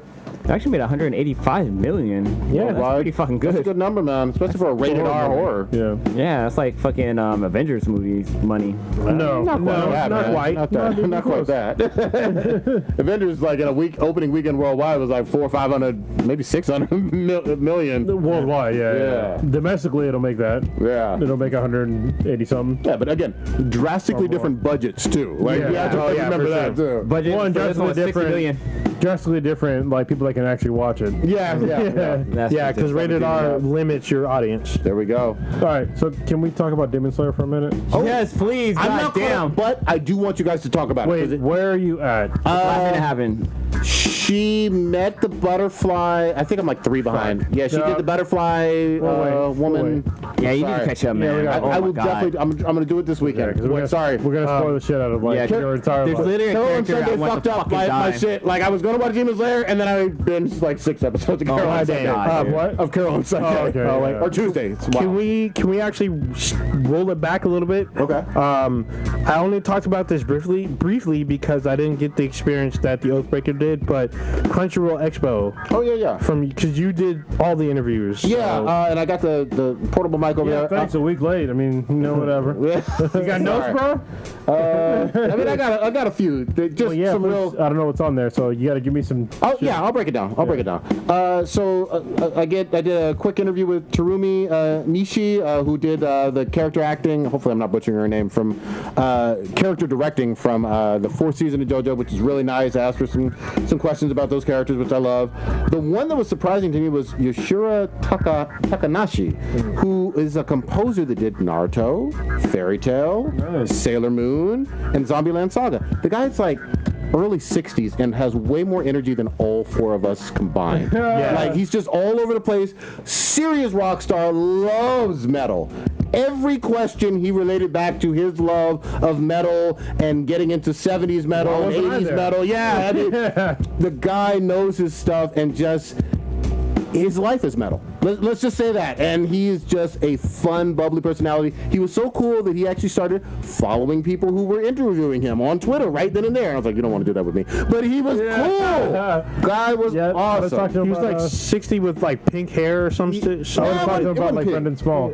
Yeah. I was talking about Brendan Small. Yeah, he knows his stuff, and especially again American and some European too, like just Yeah, 'cause- metal history. Yeah, people that, if you're into metal music, you don't appreciate a British metal, then you're wrong. I mean, there's all kinds of like British metal bands out there that are fucking badass, like Iron Maiden. Yeah. You know, like from way back. And fucking Judas Priest, Black Sabbath. Yeah. You know, there's a whole bunch of them out there that are just like, they're metal as fuck. Dude, he went through like metal history and where he was when he first heard them and how much he appreciates this guitarist and this drummer. Sorry. This guy was cool as fuck. I started following him immediately. And the other thing is, his Twitter timeline and whatnot, he had a blast in San Francisco and all over the Bay. He's with like camera people on like tourist traps and doing the metal sign and playing guitar. Does he know about Baby Metal? He has didn't. to know about them. He has to know about it. He didn't mention them specifically, but he related so much to metal history. Dude, they got a new video that dropped recently. Yeah, they have a new album. They dropped a member 2, so I need to go back and watch it. But yeah, I wish I was there. I was in my feelings like the past couple weeks because my oldest daughter left. But I really want to go to Crunchyroll Expo. Yeah. But I couldn't do it. But I hope to meet that guy. You know what I mean? Awesome. Have a metal conversation because I listen to a lot of metal. Yeah. So. By the way, have you heard the new Tangent Tool album, Fear and Nocturne? I listened to the first single, but not the whole album yet. Oh my, dude! I've been listening to that on loop. So you should listen to Joe Rogan's podcast with Maynard. Okay. So he was on there, and he actually. quick, is this the one from like years ago, or is this recent? No, okay. Recently. Because there's one from years ago which was almost heartbreaking. No, that was really good too. That was fucked up. But this one, it was fucked up. But the one that was recent. During the podcast, like right in the very beginning of the podcast, he was like, all right, Joe. He's like, listen. He's like, I'm going to do something that Tool's never done before. He's like, live on this podcast. He's like, he's on his phone. He's like, I'm releasing all of our music on streaming services right now. Nice. And so it was the first time they released their music, like their back catalog on streaming services. Because before, like, apparently it was an internal Tool like conflict on whether or not they're going to do it, and that eventually came to a consensus, and he dropped it on the podcast. That's great. And that was like last month. So I cannot recommend this album more. It feels surreal. It's just amazing. Apparently they kicked Taylor Swift out of the top. Yeah, her fans are all pissed. I don't know why they keep comparing Taylor, like she's like the be all end all of music. Not for me. Like Lil Nas X, like they're saying, they keep keeping her out of being number one. I'm like, okay, well he deserved it. So why are you saying that? I don't understand. Taylor Swift is not the be all end all of fucking music. No, she's had a lot of success, a lot of hits, a lot of successful albums. I'm sure the current album is probably good, But I mean, I don't enjoy her music, but I understand that she has fans. But at the same time, her fans are not every fucking single person on this goddamn planet. Yeah. Here's the deal. They're getting obnoxious just like the Beyonce fans. In a lot of ways, if we're real. But let's be real, Lemonade was really good. Did you hear the Netflix, or did you watch the Netflix concert? Documentary? Oh, no. Yeah. That's a really good Netflix concert. I'm not trying to join the Beehive. I couldn't do it. Speaking of which, not about music and billboards and Taylor Swift and all that, did y'all see about how these millennials, again, thought that Post Malone put on Ozzy Osbourne? Oh, yeah, I saw that. They didn't know who... I'm sorry, what? Yeah. These millennials had no idea who Ozzy Osbourne was. So they're making posts on Twitter saying, whoever Ozzy was, Post Malone bigged him up. So it's a good thing. Post Malone just put this dude on the map. I don't know who Ozzy is, who this Ozzy guy is, but he's about to blow up. Yeah. Because Post put him on. I'm like, what the fuck? Hold the fuck on. So we're going to talk about, like, these are problems. So the millennial problem, it's a really unique problem to, like, us on this podcast. Because all of our parents, when we were growing up, we listened to like their music. Of course. So I knew all about, like Al Green and shit like before I was born. Stevie Wonder. You know what I mean? With these millennials, like, who are their parents? Like, what the fuck? So my daughter, she knows all about Metallica. She knows about Ozzy Osbourne. She knows all about metal. Yeah. She knows about like, old school 90s and 80s fucking R&B groups. But who the fuck are the millennial parents? That's what I want to fucking know. Yep. That's what I want to know, because are they older or younger than us? They have to be older than us. Yeah. They have to be as old as us, maybe. Yeah. No, they have to be older. Well, remember, old ninjas in a different generation. Oh, yeah, I was about to say. They have to be older than us, but at the same time, like, how did they fuck up that bad to where you didn't pass down these generational knowledge to them? Like, what did they do? I'm gonna go one step further because remember, Ozzy's had such a long fucking career. He was a man in his 50s when he had a reality show. Yeah. Remember that? Yeah. Like, that was in the mid 2000s, somewhere in the 04. Yeah. That was before the fucking Kardashians. Yeah, that was a hugely successful reality show with him, way past his prime musically. Yeah. So listen. All right. If you listen to this podcast and you do not know who Ozzy Osbourne is, listen to a song by Black Sabbath called War Pigs. Oh. And listen to the song, but listen to the fucking lyrics. And then if that doesn't touch a part of your, like, you need to understand, like, the lyrics. All right? Me being in the military, it touches me a little bit, like, closer to home. But listen to the lyrics and, like, apply it to, like, and just understand that right now we're still fighting 2 fucking wars. Right. All right? Still. I want to one-up you just a little. Listen to War Pig Star Wars Edition. No, the original. God damn it! No, listen to the song is the original version, but it has clips of the entire Star Wars saga along with it. So it tries to mirror the actual lyrics of the song, like almost literally with cuts from 8 films. It's actually pretty fucking dope. You know what we need? We need another fucking dope ass fucking Guitar Hero game. Like Guitar Hero to make the fucking game for like the newer consoles, because like there's a lot of rock 4. songs. It was good. I mean, I have the equipment, but let's do this. Let's tease something. Hopefully, when Stitch is back next week, I want to get into something. It's not metal related, but I want to talk about the best hip hop duo of all time. Oh shit! My sister got mad. Yeah. But, your sister was mad. Stitch was mad. This one, I got a whole lot of evidence, but we'll do it next week. We'll tease it. But let's, for right now, today, let's kind of wrap things up and talk about what we got populating. For sure. Old Ninja, what you got populating this week? Definitely some Gears of War 5 within the next like 12 hours, and then after that, Borderlands 3. I gotta pick that up because I already pre-ordered, so I'm getting whatever pre-order bullshit from GameStop. So I'm be playing that tomorrow night. Look for us on either Twitch or even YouTube. Either one. We'll probably send out notifications. We're going to be twitching out our first playthroughs or whatnot. You'll see us most likely as a squad for once. At least 4 of us for once. Yeah, so tomorrow I'm going to try to... Actually, yeah. Because we have to install the game too, so... Well, yeah, I have to download... Well, I have the physical disc, but I have to probably get patches or whatever because it's download patches. Which is a shame that I'm accepting this now. It's like accepting fucking herpes. Oh, god dang. Just saying. I'm going to try to twitch it out from the seat I'm in right now. Sure. Hopefully I have all my shit still set up. And my girlfriend's going to be gone, so I can do it. Yeah, so you'll probably see us on there.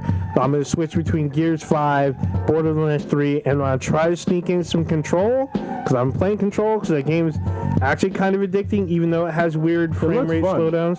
It's a fucking crazy game.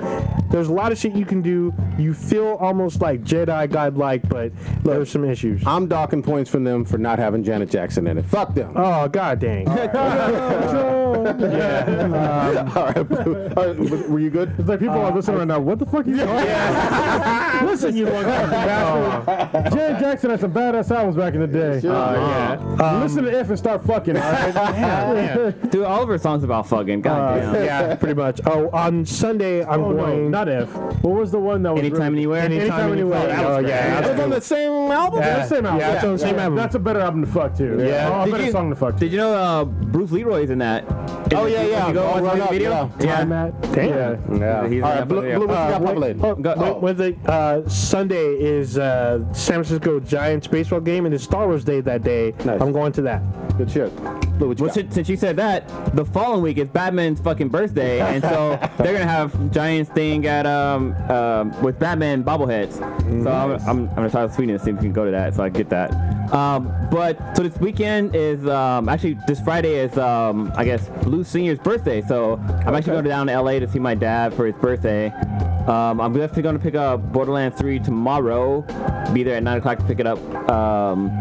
Actually, I've been living in my house without TV, so I got to get a fucking TV. I got to go pick up my TV and take it to the house so I can actually play the fucking game. But I've been just doing home improvements to my new house, learning a lot of different things. Like I was able to make because we have light switches, but they control the outlets. So I made it so the top outlet is controlled by the light switch, but the other one it's always have power going on, which is fucking. I don't even know why they even do that shit, but yeah. So I was able to do some shit like that in the house. But it's always fun. I'm doing someone else's fuck up. Yeah, well, it's funny because like I hope my house doesn't fucking burn down because I fucked up somewhere, but so far the house is still together, so nothing bad. I mean, what's the worst thing that's gonna happen? It's gonna burn down. You got insurance. You're good to go. There you go. Right into the house. That's what insurance is for. Fuck your neighbors. Yeah. And apparently, well, it's something I just learned right now. There's a Batman running marathon next week in LA. Oh shit! Are you gonna do that down there? Well, no, it's next weekend. I'll probably be back. You're gonna run a fucking marathon. Well, it's a 5K. Training? Okay, that's not a marathon. Well, it's listed as a marathon. It's listed as a marathon. I'm not calling it a marathon. Well, it's a 5K. How about that? Just a 5K. Okay, because I was gonna say a marathon and a 5K are fucking drastically different. Yeah. I know a marathon 56.2 That's like saying, hey, miles. I've got a 3-inch dick, but I'm gonna call it an 18-inch dick. But yeah, they got 26 for the full marathon or 13 for the half. Yeah. 26.2. But I'm thinking about maybe going to it because you get like a cool Batman fucking medal at the end. Like instead of like, you know how like with when we did Spartan Race, so you get like the circle thing, but it's like a Batman symbol that's like goes across your whole chest. Looks fucking dope. I know you're gonna do this. Yeah, I know. Maybe, but going down to LA twice and you know my mortgage is due soon. But you get the symbol. Fucking dude. And I can fucking brag about it too. Goddamn. Tell us what you guys. I would like to thank Blue last weekend for helping out with the Infinity Base. We have the first layer of the walls done. Nice. And we have the first, not only just the drywall, but also like the mudding. So we have like covered everything up. Looks nice. For now, it's a little rough, but it looks nice for now. We're gonna put another layer on top of that. Okay. But I need my father-in-law to help out with like the ceiling. Oh yeah. And so we have to basically it's on hold until we get the ceiling done because it's like a lot of fucking crazy angles that we gotta fucking do. Oh yeah. And work out. I really need fucking geometry and shit. Yeah, I need his help because he worked for fucking NASA. All right, so he's a smart ass dude. But unfortunately, my grandmother-in-law, she got injured. She broke one of her legs, and she's up there in age. Yeah. So he's going down there to help her out to like get things done. She's basically bedridden until her leg heals. So I'm like, all right, so we're gonna be on hold until she heals or she's good enough to like get around her house. Sure. So, but once like she's healed, like I'm gonna wrap up. Yeah, let's do it. Getting shit done because it needs to be close. Done. We're real close. Yeah. Like you don't understand how close we are. Dude, it's funny because I was fucking around on VR because I set up my VR in my house in my home office, and I was doing the Google Map thing in VR, and I was like looking over your house, and in Google Maps now they have your shed in the backyard. Oh shit. Yeah, it shows the shed and like your tent thing off to the side. So whatever the Google Map view is pretty fucking recent. It's kind of crazy. That's amazing. Yeah. But scary. It's once it's done, y'all are gonna be. You should be impressed. Hell yeah. 'Cause it's gonna be fucking cool. Blood, sweat, and tears, man. It's gonna be cool. And we're gonna have like, if you're wondering why we haven't had like any reactions done lately or any celebrity interviews done lately, it's because we're in a fucking garage right now. And I don't want to do a celebrity interview with a background with my refrigerator and my goddamn comic book stacks and my fucking washer and dryer. Agreed. You know what I mean? So, but once that shit's done, I'm gonna put out. Me personally, a lot more content, and a podcast in general. We're gonna start wrapping up content. Yeah. Plus, we'll have some cool stuff on the walls. Yes. Because there's a lot of stuff that like my oldest daughter, she made a sculpture for me for Thanos, like his head. Yeah. That's going on the wall. You know, I have a whole bunch of other shit that's gonna go like up in the background and shit. It's gonna be fucking dope. Almost there, man. But you gotta wait. Almost there. Yeah. For me, fell down a Red Dead Redemption 2 hole. You fell down the hole. Yeah, fell down into the hole. Wasn't that a little good? I fell in the well. That was a long time. Samara from fucking The Ring? No, I'm talking about like real life things. The 80s. Oh, yeah. Could have been, yeah, whatever it was. I can't remember their name. Anyway, but I'm obviously going to put Red Dead on hold because it is Borderlands 3 time. I'm watching some goddamn dank puppets this weekend. Fuck everything else. Oh, and real big shout out. I finally caught up on most of House of X, Powers of X. Oh, dude, it's so good. I love it. I love all things X-Men, and Jonathan Hickman is doing the Lord's work, goddammit. Much love to him. So, take us on out.